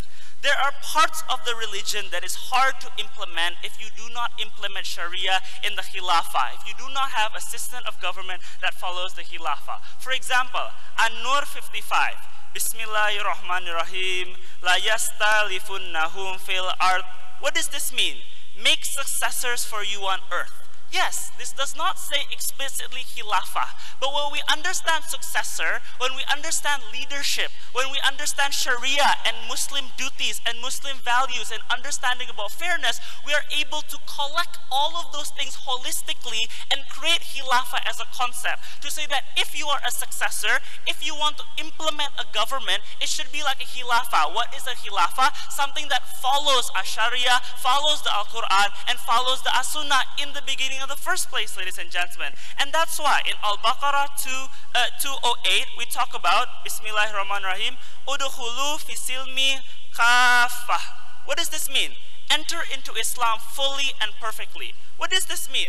There are things like Islamic criminal law, like cutting a thief's hand, for example, or rajam when someone does zina, that is following a Sharia. And you have to have a government, for example, that follows those types of Sharia principles for them to be able to be implemented in the first place. So we understand that there's many disagreements, there are many interpretations, but the broad line is that everyone agrees that the government should follow Sharia. And a government that follows Sharia is a khilafah, and that's what needs to be implemented in the first place. Secondly, the Quran also tells us to be united in Ali Imran verse 103. Bismillahirrahmanirrahim. Wattasimu bihamdillahi jami'an wa la tafarruqa. What does this mean? Muslims are supposed to hold to the rope of Allah and do not split into factions. One of the things that's trying to unite us is the concept of Khilafah. Khilafah is trying to represent all Muslims, trying to interpret a Sharia for all Muslims to be able to understand. And as a system of government, that is very good, because whenever Muslims try to find an agreement, try to not become divided, they're already creating a Khilafah. Indonesian Islamic democracy can also be considered as an Islamic democracy based on Khilafah, when all the Muslims come together, agree, and try to become one unity implementing the Sharia. So it's not as rigid as they're talking about. We think it's bigger, it's more adaptive, but it's something that all Muslims are taught to strive for and try to achieve. We beg to oppose. Thank you, Mr. Alif. As the member of opposition, Mr. Alif spends 5 minutes 24 seconds. 5 minutes 24 seconds. To summarize the case of government team, I'd like to call the government whip. Mr. Rama, time is yours.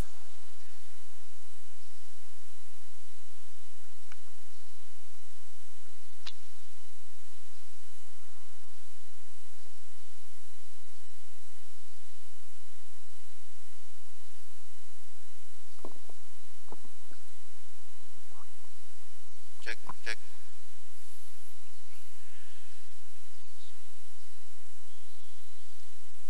Assalamualaikum warahmatullahi wabarakatuh. The Honorable Adjudicator, my fellow opponents teams, and also member of the House. We believe, for not talk so longer, I would like to open my speech with some rebuttal delivered towards the closing to the opposition team. Let's deal with the opening opposition first. The main idea is that the Khalifah concept is come even if since the Prophet Muhammad still alive. Ladies and gentlemen, I'm so sorry, I would like to say no. Khilafah come after Nabi Muhammad SAW is passed away.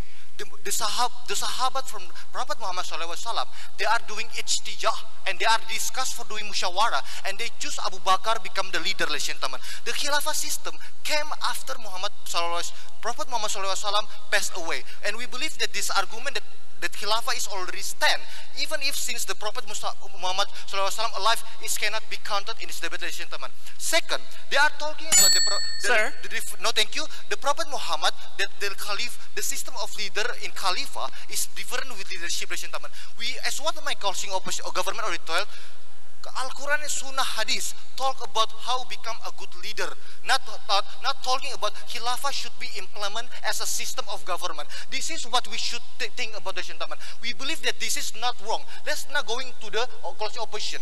They are doing their own interpretation that every single Al-Quran is surah in ayah that you should be a good leader, you should be a wise leader, you should be fair to lead your own society is correct, and they are want to interpret that kind of thing become a Khilafah system. Ladies and gentlemen, no, you cannot doing your own interpretation to that kind of leadership that Allah command you to become a good leader, and you are going to define it as a Khilafah system. We believe that this kind of definition and interpretation, no thank you, is a leader thing, ladies and gentlemen. We cannot use our own definition to say that that kind of interpretation is Khilafah system, ladies and gentlemen. Second, we are already they are talking about that leader and system of leadership is wrong. Let me clarify this. We believe that we should talk about the story what is happening in Khilafah. After Abu Bakar Siddiq is told the Umar bin Khattab become the next Khilafah, Umar bin Khattab is afraid that later there will be another Khilafah that they think that Khilafah it should be based on the religion of Islam. So that is why, ladies and gentlemen, the reason that Umar bin Khattab didn't want again to call as Khalifah. So what is they called? Umar bin Khattab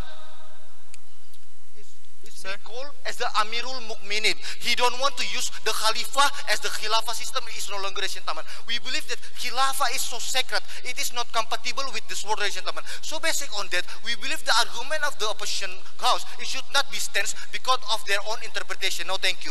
So we believe that I should explain what is the contribution of my team closing of government become in this debate, ladies and gentlemen. First, yes, we agree with our opening government that talk about Khilafah system, ladies and gentlemen. But we believe that our government is going to give you good story about what happened in Khilafah, that Umar bin Khattab didn't want to call again as Khalifah, and he is going to be called as Amirul Mukminin towards the whole system, ladies and gentlemen. That is what the contribution. Second, ladies and gentlemen, we believe that characterization of Khilafah is not suitable with the system of government right now.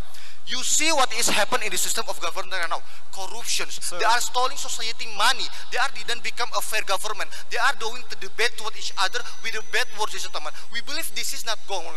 What is going to happen when we are implement the Khilafah system that they are going to admit this will hurt the name of Khilafah, ladies and gentlemen. Why? Because the world right now is going to be so sacred, going to have a lot of problems. If we are going to implement this kind of thing, what we are afraid that this will hurt the name of Khilafah or the Khalifah as the leader of Khilafah, ladies and gentlemen. Why? This is the society will think that Khilafah right now is become wrong because that there was a lot of corruption that the government do at this era, and we think that this kind of thing should not be done, ladies and gentlemen. We believe that this kind of thing should not be good. And the second, why is Khilafah cannot be implemented with the system of government right now? I would like to take example in Quran Surah Al-Maidah, verse 51.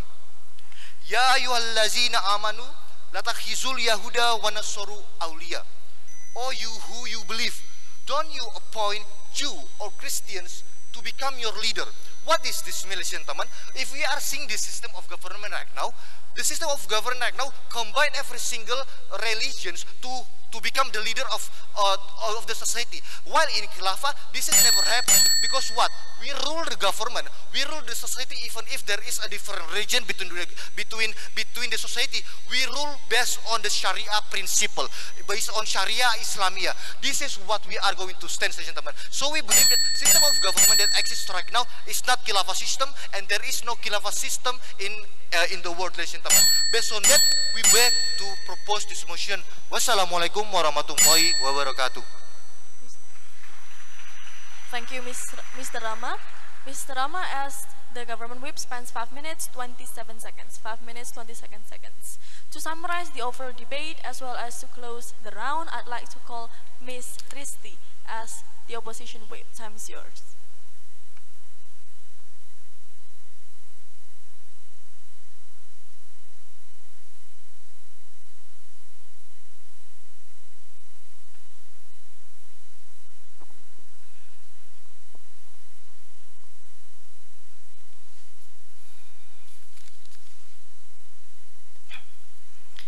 Assalamualaikum warahmatullahi wabarakatuh.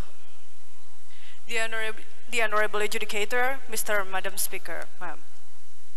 In here, we want to clarify that we believe in here that the concept of khilafah is actually broadened and more bigger to be interpreted in this kind of cases, ladies and gentlemen. On how we believe that actually the whole contemporary issues on how, such as in leadership, on law set, fairness, decision making, and etc. is actually also a part of the concept of the khilafah itself, ladies and gentlemen. On how we believe in here that actually that is the form of the modern consensus or modern ijma or modern thinking that ulama has been brought.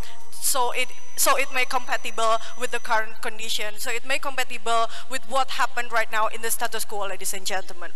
On how they also believe that actually there is no explicit verse that encourages the khilafah concept. But we here also believe in al-ashlu fil asya al-ibaha. On how in every, the origin of every norm is permissible. On how there is also neither the explicit verse that discourages the teaching of khilafah. That is why here we believe that the debate is better going on into a broader definition that has been brought by the opposition side of the House. 2 points of rebuttals toward the government side. The first is upon the shura and election system that they brought, that they claim as the best system, and etc. And the second is upon the development upon another legal maxim set such as qawaid fiqh and etc. And how we believe that actually this is also relevant with what the cases that brought by the opposition side of the House. The first thing about the shura and election system,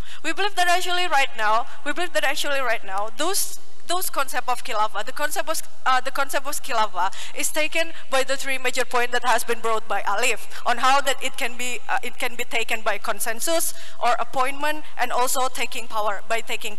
And here we want to kias it as the case in muamalah, on how the explicit verse in Al-Quran is only stated about the prohibition of riba. They did not in the case of no thank you.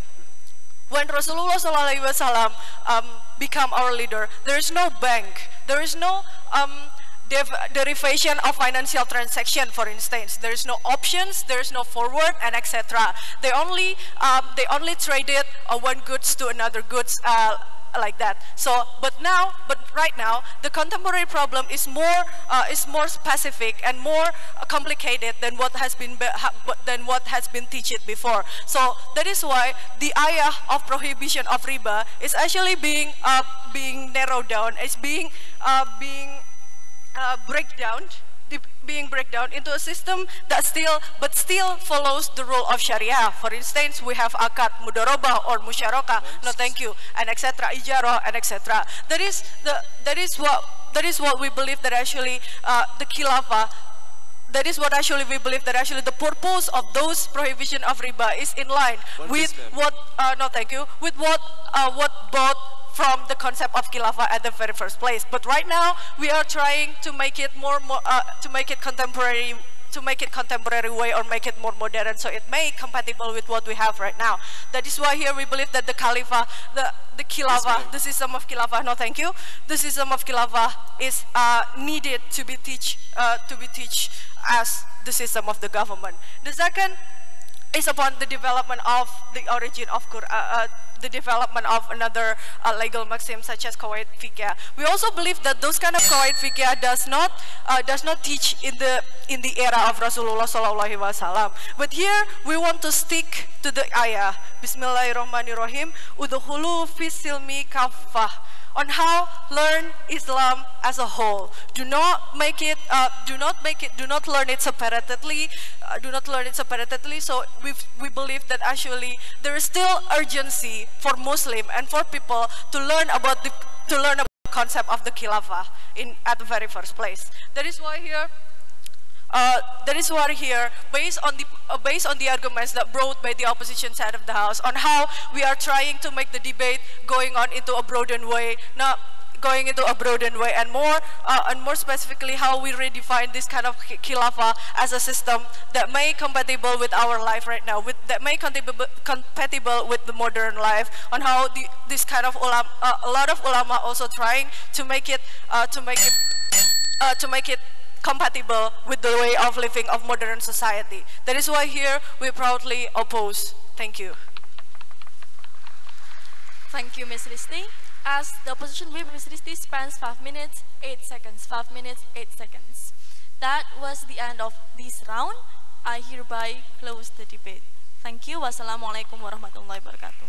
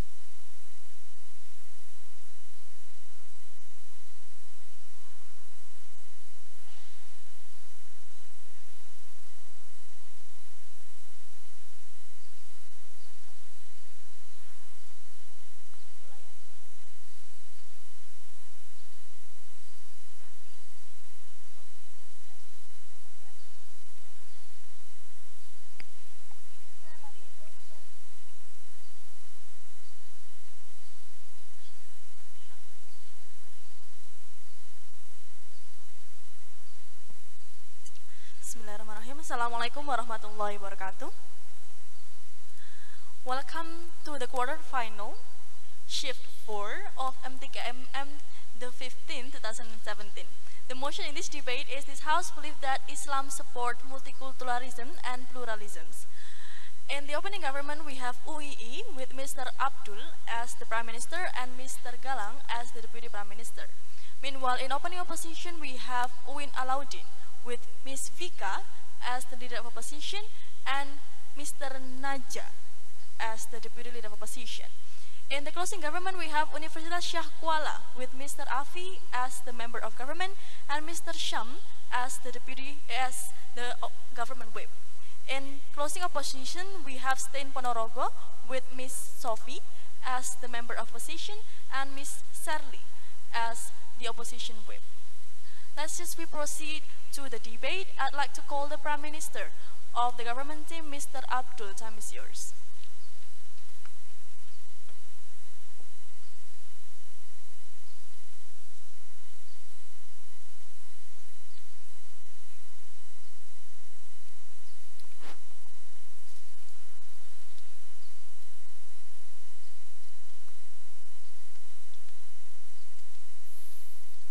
Assalamualaikum warahmatullahi wabarakatuh.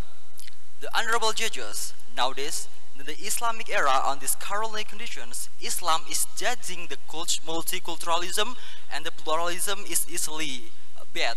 And because there are many people don't understand what the real multiculturalism or pluralism itself, ladies and gentlemen. So that's why the Islamic people right now is closed-minded, so that's why easily judge the people, you are wrong and then you are not combining with me, so that's why this is bad thing that appear from the Islamic people current condition, ladies and gentlemen. So actually we can see Al-Hujarat and 13, we create you from a man and woman and made you nations and tribes that you may get recognize each other. So that's why Allah is saying here is we have to prize each other, we have to recognize each other, another in another religion, and even ethnic, ladies and gentlemen. And the second is, how are we going to defend this debate and how are we going to give parameter even in the limitations? The first, about the multiculturalism. Multiculturalism is about the ideology that recognize and prizing the differences, including the first is about the plurality, the second is equality, the third is humanity, and the fourth is justice. It means it's covered in Allah. What Allah says is Ar-Rahman and Ar-Rahim. Ar-Rahman it means is praising and loving all of the people entire of the world, and Rahim it means that loving a Muslim people and obey to Allah Subhanahu Wa Taala. It means it's linear with Al-Hujarat 13, ladies and gentlemen. And then the second of all about the pluralism itself, and that is a form where there is interaction on a group that showing respect each other and tolerate especially religions. Here actually is pricing in the historical golden age in Islam, where actually Islam is allowing the kinds of kafir live in Islamic country, that we can define four kinds of kafir. What is that? Kafir harbi, the second is zimmi, the second is muahad, and the fourth is about musta'man. Here things that kafir and Islam, even another religion, is easily live together and they respect each other. According to Al-Mumtahah 8 and 8, Allah does not tribe you from those who do not fight you because of religion and not expect you from your homes, from being right now, those them and acting justly towards them. And then according to Sheikh Abdurrahman bin Nasir Ash-Shaidi radhiyallahu anhu, Allah did not forbid you for doing good, silaturahmi even in another religion or ethnic, and acting justified easily without knowing the problem itself, during they did not fight against your religion, ladies and gentlemen. So that's why here is doesn't exist in Rasulullah SAW era that we have to respect each other, ladies and gentlemen.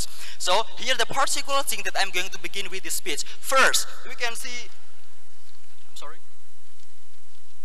we can see in Javanese island that Islam when come to in Indonesia, in Nusantara, we can see ulama, ladies and gentlemen. The ulama in Javanese island is not against all of the cultural that come into society.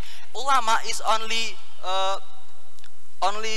make far the differences and take the similar point. For the example, in Javanese people in the past is actually there are many people is praising animism and dynamism, and halakoh is is containing drinking something. But when ulama come, it doesn't erase all of the culture, but changing the system that halakoh, and when they are gathering, they pray to Allah Subhanahu wa Ta'ala itself, ladies and gentlemen. So that's why we can achieve the Islamic rahmatan lil alamin itself. The second of all, ladies and gentlemen, we can see in the Rasulullah SAW era in akikoh. Akikoh is about something that hadis riwayat Abu Dawud, just 3 and page and 107.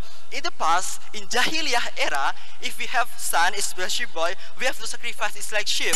Of course, in Islam actually is containing that we apply this one in order to we cannot use the distraction between the man is easily come into Islam, ladies and gentlemen.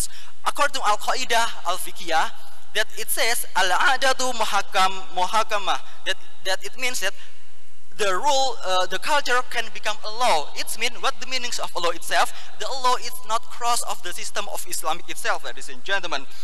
So that's why we believe that Islam come to in the world, especially we as in the Indonesia, Ramadan will brings Islam rahmatan lil alamin, will make to take the differences for all the people and take the similar points in order to we can live together and easily and we achieve the Islam rahmatan lil alamin according to Al-Hujarah and in this 13. And by giving the multiculturalism and pluralism, ladies and gentlemen, according to Islamic perspective, we believe that we will go Islam with the Amar Ma'ruf Nahi Munkar, that always peaceful and lovely entire of the world. Thank you. We as the government, we proud to propose. Wassalamualaikum warahmatullahi wabarakatuh. Thank you, Mr. Abdul. As the Prime Minister, Mr. Abdul spends 5 minutes 12 seconds. 5 minutes 12 seconds. Next, to respond the case of the government team, I'd like to call the leader of opposition, Ms. Vika. Time is yours.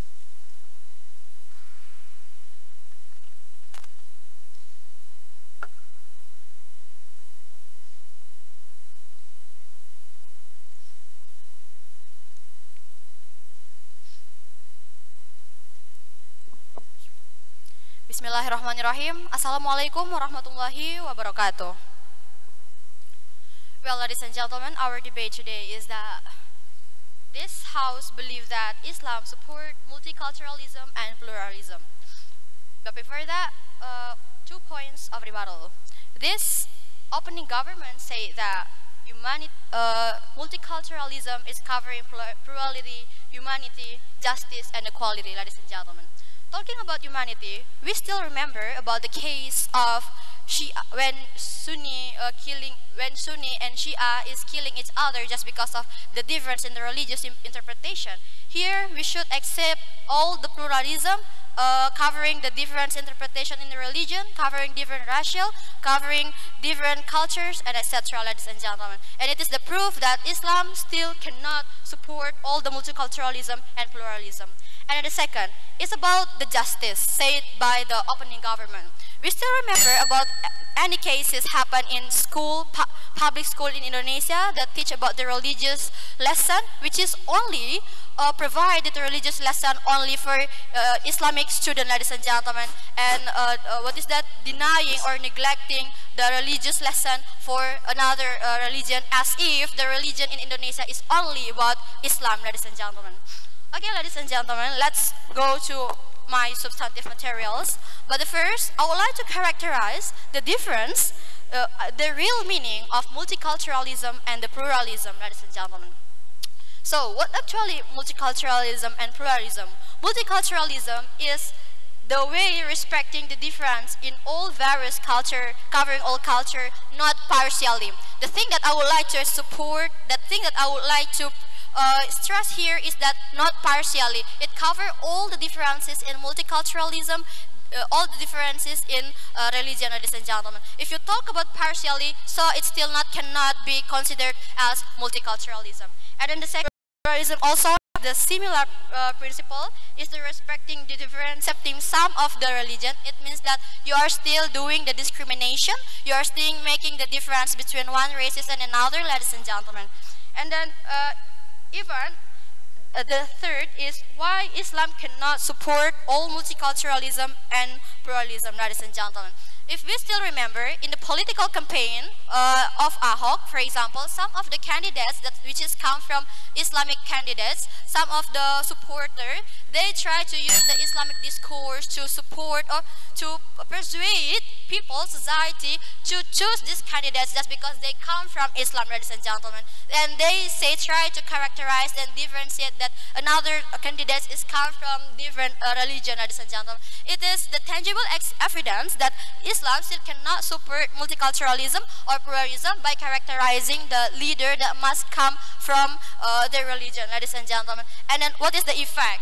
The future effect of this, because of the multiculturalism and pluralism still cannot being accepted by Islam, is there are many kinds of violence, violence, and the dispute and or conflict happen between Islam and another races, another culture, or another religion, ladies and gentlemen. If we still remember, Islamophobia still happen all around all around the world. Why, ladies and gentlemen? It is because of the people still stigmatize that Islam is only focused on Islam and do not support another people. It's because of the tangible evidence that I have explained before and supported that multiculturalism and pluralism is still cannot be supported by Islam, ladies and gentlemen. So, ladies and gentlemen, once again, I would like to stress that it's all, we cannot say that multiculturalism and pluralism just by supporting some of the culture, but it must cover all the culture, all the multiculturalism, or all the racial, all the, religion.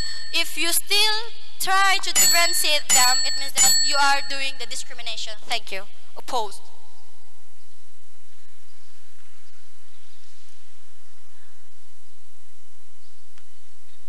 Thank you, Ms. Vika. Ms. Vika spends 5 minutes, 37 seconds. 5 minutes, 37 seconds. To strengthen the case of the government team, I'd like to call the Deputy Prime Minister, Mr. Galang. Time is yours.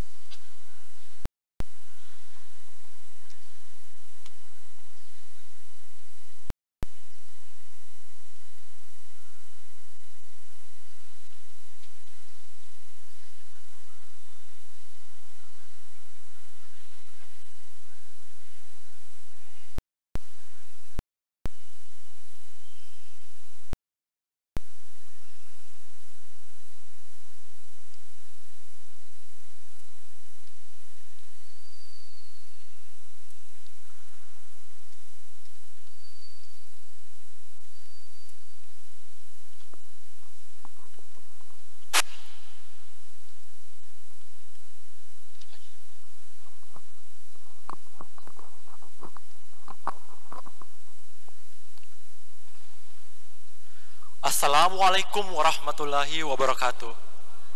The Honorable Adjudicator, Mr. and Madam Speakers, we believe that the lacking of the government is because they are easily taking the verse of the Quran without any justification and deep analysis. We believe in order to understand whether Islam is supporting the multiculturalism and pluralism or not, we cannot just rely on the status quo, but we need to see throughout the history on how the Islam has already catered all the multiculturalism and pluralism even since the era of the Prophet Muhammad. We believe as the opening government that we see that the problem nowadays because the Ummah, they only define the motions into two. One, is Islam support the multiculturalism and pluralism or not? Or is Islam doesn't not support the multiculturalism and pluralism or not?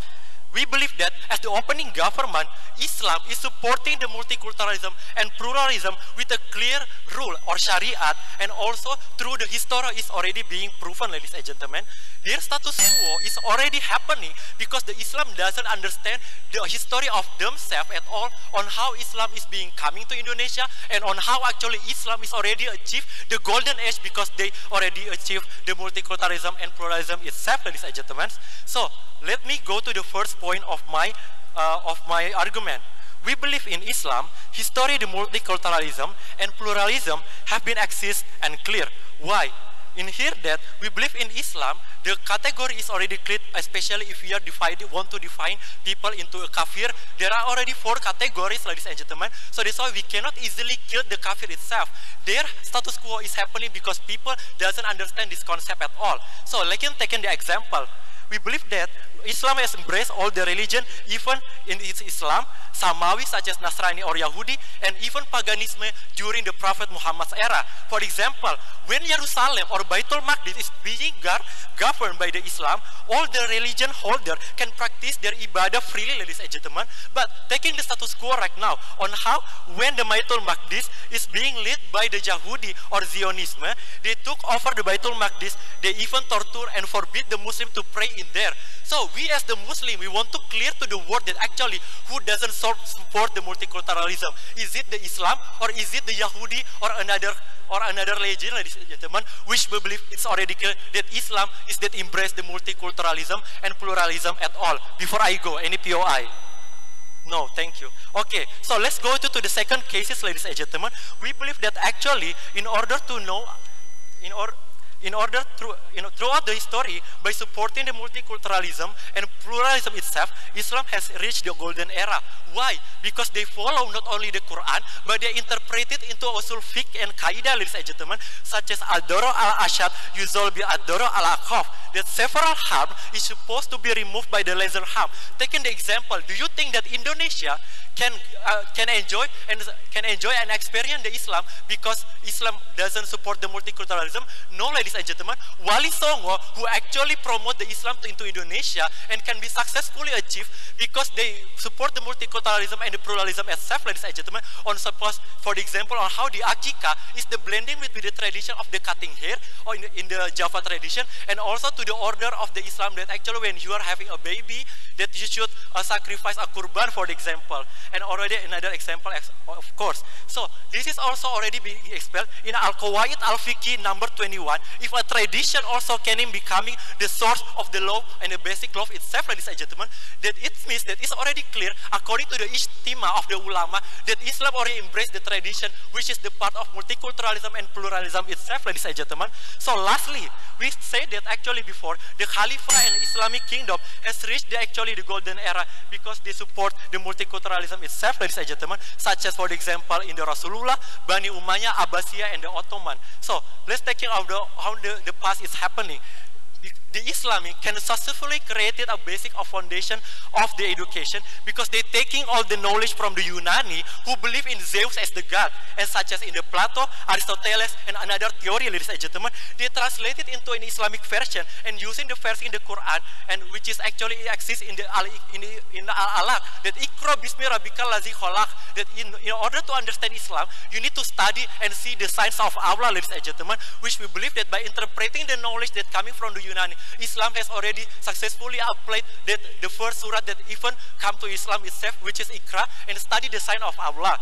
This cannot be happening if Islam doesn't support the multiculturalism. Second of all, lastly, the Bani Abbasiyah can create the house of wisdom where all the scholars around the world is gathered, debate, and discuss about knowledge, regardless they are white, black, Muslim or not. This discussion cannot happening if Bani Abbasiyah doesn't support the multiculturalism and pluralism's idea and ideology at all, ladies and gentlemen. Lastly, for your information, the Ottoman can successfully conquer Constantinople because the first cannon that shoot the wall of the Constantinople is being made even by the Roman and the Christians scholars, ladies and gentlemen, which being abandoned by his country but being accepted by Islam regardless he is not a Muslim. So we think that according to this story, Muslims right now supposed to learn about the Islamic story to embrace the multiculturalism and pluralism. So we beg to propose these motions. Thank you. Thank you, Mr. Galang. As the Deputy Prime Minister, Mr. Galang spends 5 minutes 43 seconds. 5 minutes 43 seconds. Next, I call upon the Deputy Leader of Opposition, Mr. Najah. Time is yours.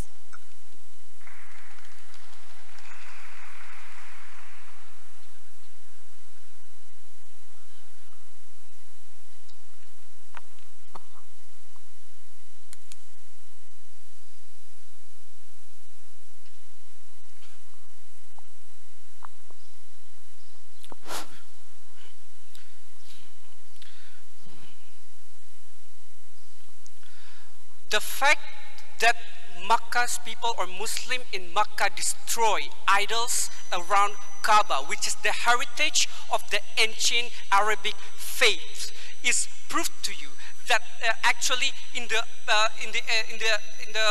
time when Rasulullah lives, also there are kind of culture that we oppose as a Muslim. The fact that in isolated area in Latin America, that cannibalism still exists, prove to you that Islam will not do nothing about it. That as a Muslim, we have to solve and take an action to a bad thing or the munkar, ladies and gentlemen. Furthermore, ladies and gentlemen, we say that the burden of proof of the opening government is not only to explain to us that that Islam embraces certain group of people, diversity in the language and race, and so on and so forth. If that is not a culturalism and pluralism, their lack of understanding proves that they are not good enough in this debate. Therefore, we believe that their case have failed at the first place.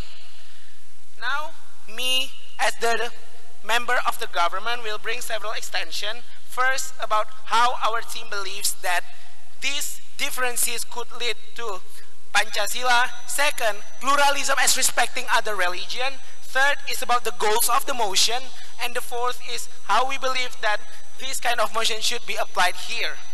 Going through my first extension about how our team believes that the Islamic value is adaptable enough. In Al-Quran, Surah Ibrahim, the chapter of 4, Allah has said, A'udhu billahi minasyaitonir rajim, bismillahirrahmanirrahim. Wa ma arsalna min rasulin illa bilisani qaumihi liyubayyina lahum. Allah gives Rasul, Allah descending Rasul to da'wah in their group's language, not in Arab or in any particular language. What is this ayah means? That Allah told us to adapt in the languages or in the culture of those places. What this ayat means is that explicitly Allah has told us to be supporting this multiculturalism and pluralism. If Allah say to us, please do not support the multiculturalism, Allah will never say in this ayah that the Rasul should do the da'wah in their local language. That is only one ayah from another example of ayat about how we believe Islam supports multiculturalism and pluralism. Because we believe that adapting is a key to multiculturalism. Second extension about how we believe that respecting other religions is good, by saying that Al-An'am verse 108 that I've told you before, that this ayah proved that we respecting another human but not in the Aqidah. Another proof is that Al-Quran has told us several times, Ya ayuhan nas, Ya ayuhan nas, Ya ayuhan nas. We embracing humans, not only Ya ayuhal ladina amanu or Ya ayuhal muslimun, means that Allah said to us that there's human, that we should support this multiculturalism and pluralism. And the third extension about how we believe that this pluralism goes along with Pancasila as our ideology. When we support the multiculturalism and pluralism means that we goes along with Pancasila. In the first point of Ketuhanan yang Maha Esa, I want to explain to you about the points of appliance number 2 and number 3. Mutual respect and cooperation between religious action. Second, mutual respecting of freedom to practice religious. This goes along with the idea of Islam. This goes along with the idea of Pancasila. Therefore, we believe that we as Muslims should support multiculturalism and pluralism. I'm very proud to propose. Thank you. Thank you, Ms. Afi. As a member of government, Mr. Afi spends 5 minutes 16 seconds. 5 minutes 16 seconds. To respond the case, I'd like to call the member of opposition, Ms. Sophie. Time is yours.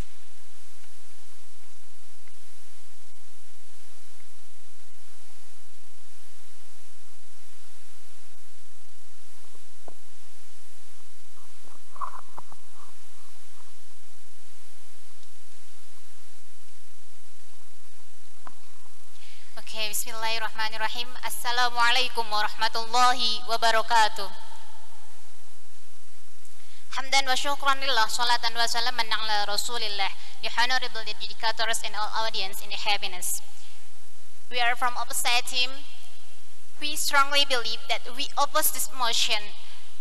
And before going to deliver our argument here, I will also give a rebuttal first. Okay, I hear that opening government said every law can use to be Islamic law. So the government team does not give the limitation to us clearly what kind of cultural law that can be used in Islamic law. Okay, it's suitable with closing government that said about Mecca, multiculturalism and Mecca. So how is about Kabbalah? Do you know Kabbalah tradition? Okay, from Shia, they always do anything they in Kabbalah that it's not suitable with Islam teaching. And how you clearly about what kind of multiculturalism or pluralism that you make the limitation for this statement. No thanks. Okay. And the second speaker of opening government said that supporting thing that suitable with Sharia, it is mean not a support but a filter. I emphasize here, if you say that use the cultural or the pluralism that only suitable with Islam, it mean that Islam not support the multiculturalism and pluralism, but it's mean filterization. Okay, no, thanks. And like as akikah or kurban that you have told before, it's not about the culture or plural of generally, because we have known that akikah and kurban there was in our religion as the doctrine.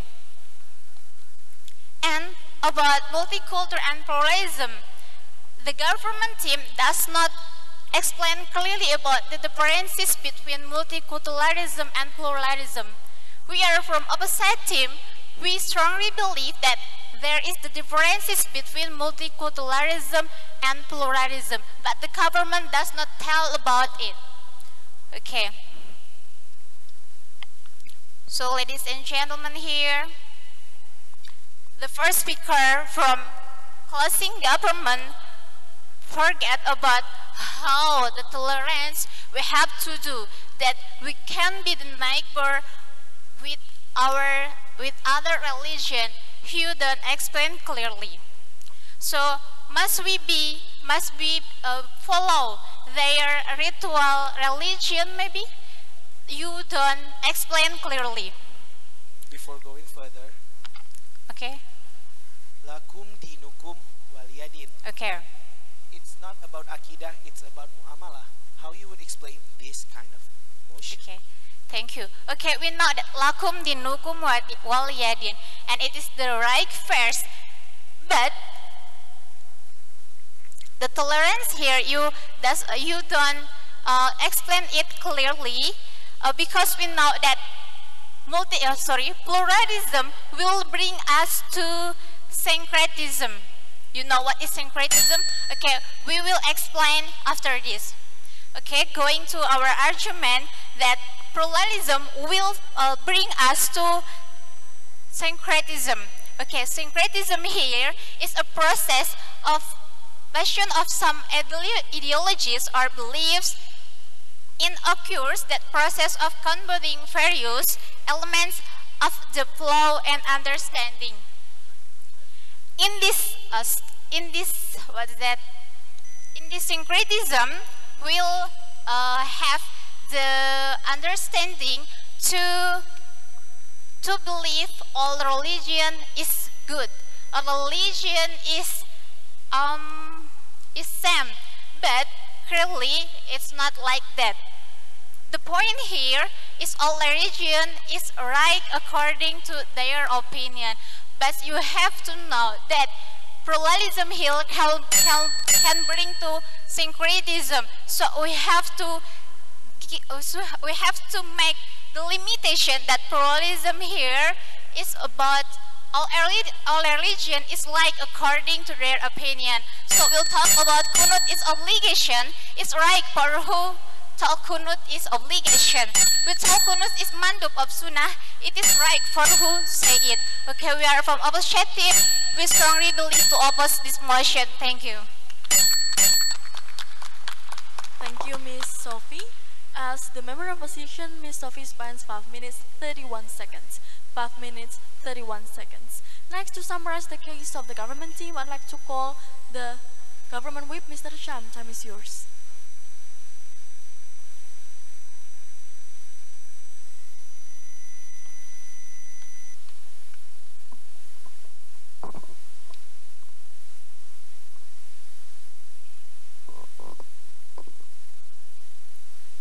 Assalamualaikum warahmatullahi wabarakatuh. I really appreciate the efforts of the folks. We are believed to be equal. We are only judged by our faiths and PhD. The government and the opposition, we've been exchanging thoughts, we've been exchanging arguments, but I have made some points about how the opposition has failed to oppose the motion. As what the government team said, the Prime Minister of the government said, Allah is the most giving and the most loving. And He is so to every one of His creation. If He is not so, then the good people, the wealthy people, would be all Muslims. And non-Muslims would be poor people and suffering. And he also said that Islam is here to reconstruct what needs to be reconstructed. Cut off what's bad and what is good is to be kept. This is one thing that the opposition team has failed to rebut. They have been going continuously and constantly ignoring this basic idea given by the Prime Minister. They have been saying that what if we see cannibalism as a result of us accepting multiculturalism? We here have the law. The law is to pick what's bad and what's good for the society. The idea, the basic principle is to keep the society safe and good. Then, the Deputy Prime Minister said, if Islam did not support multiculturalism, we would not be in the state of us as we are right now. This nation wouldn't be this nation what it is today. And what would be the nation if multiculturalism and pluralism, before I get to the point, pluralism is the multi-source of authority. The multi-sources of authority doesn't always have to be all of the sources to be kept as a source of law. As what my mate, as the member of the closing opposition said, that we will keep a limit in multiculturalism and pluralism by putting a line of aqidah. We let in everything as long as it is good. We let them practice their religion. We let them practice everything that they need and they think is needed to be practiced. But we, as Muslims, we will have the walls of aqidah. We will keep holding on to that aqidah and let other groups of religion practice their own. Say, if what the member of the opposition said, that Islam never support multiculturalism, if so, we would have been in chaos years ago. These days, tension between religion is worrying enough, and that is with us accepting multiculturalism and pluralism in our society and government. What if we did not support multiculturalism and pluralism? We can imagine wars everywhere. In the small case, there will be wars among religion groups in a nation. In biggest case, there will be wars of worlds, wars of religion all over the world. Islam is deemed to be a religion that has no tolerance at all. They will keep the earth and they will keep the soil which they put their feet on to be theirs, and they will not accept anything else other than their groups. That is not what's happening today. What's happening today is acceptance, but with limits. we as Muslim, we keep our aqidah safe with us because we believe in Allah and Rasul. Now, there are points about Islamophobia in the UK. In Jahiliyah era, when the cultures like kills the daughters or the women's, and then when Rasulullah sallallahu alaihi wasallam in that area like trying to break this culture, but he tried to use, thank you, and then trying to give a good way, which one that gift was peaceful for all the people. And then, thank you. And let's see, before we going to our letters, let's see At-Taubah 29. Qutilul ladina la yu'minuna billahi wal yawmil akhir wa la yuharrimuna ma haramallahu wa rasuluhu wa la yudinuna dinal haqqa min alladina utul kitaba hatta tu'til jizyati an ayaduhum saghirun. Here's the proof that the meanings are fights those who don't believe in Allah or in the last day, and who don't consider unlawful what Allah and His messengers have made unlawful, and who don't adopt the religions of truth from those who were given the scriptures. Fight until they give the jizya willingly while they are humbled. And let's see, support here, it means that Islam should follow the culture, and then here's, we should know cultures must follow the rule established by Islam. Don't make misunderstandings here. A lot of what people think is Islam is actually only cultures. We are religion here. And then next is like, we should know that support here is different with the tolerance. Like, if we know that Islam teaches a nice so to enter to the culture that's already happens in Indonesia. Thank you, And we try to not teach Islam, not to street, find the space that we can find the chance to teach Islam as well as we can. And also, like, not to stress about Islam, thank you. But here's, if we talk that Islam supports the multiculturalism and pluralism, it means that it means that we should follow what the culture's rules. But here's, we should believe that cultures follow the Islamic rules. And then the government seems to say, like, as long it's good. How? If that's not good, we should need modify.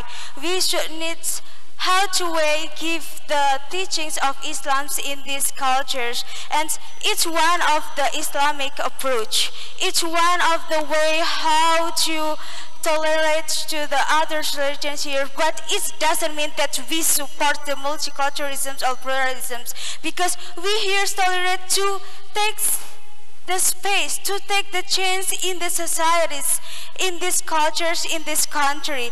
Like, how beautiful that we takes the hurt, then takes the words. Like, we're trying to get the space in the societies, and then we try to give now, like, this the right way. What already you did before is wrong, but we're trying to give that Islam's, if religion that shares the rules and principles softly and love to the other people. Thank you.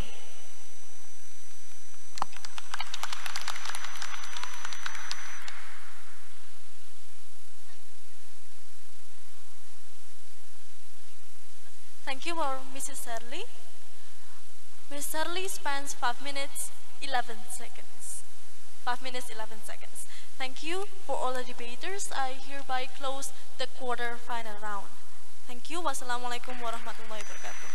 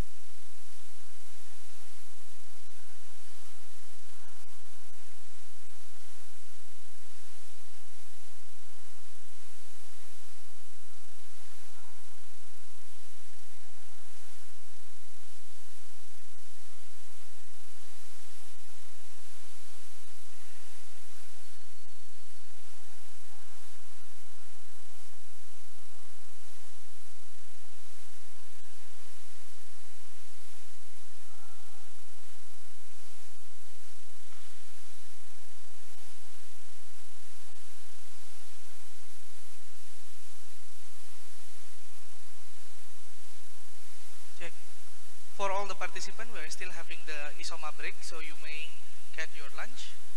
And we are going to get back here 12:45, yes? 12:45. Thank you very much. For your lunch, for the participant, the food is ready in front. Thank you very much.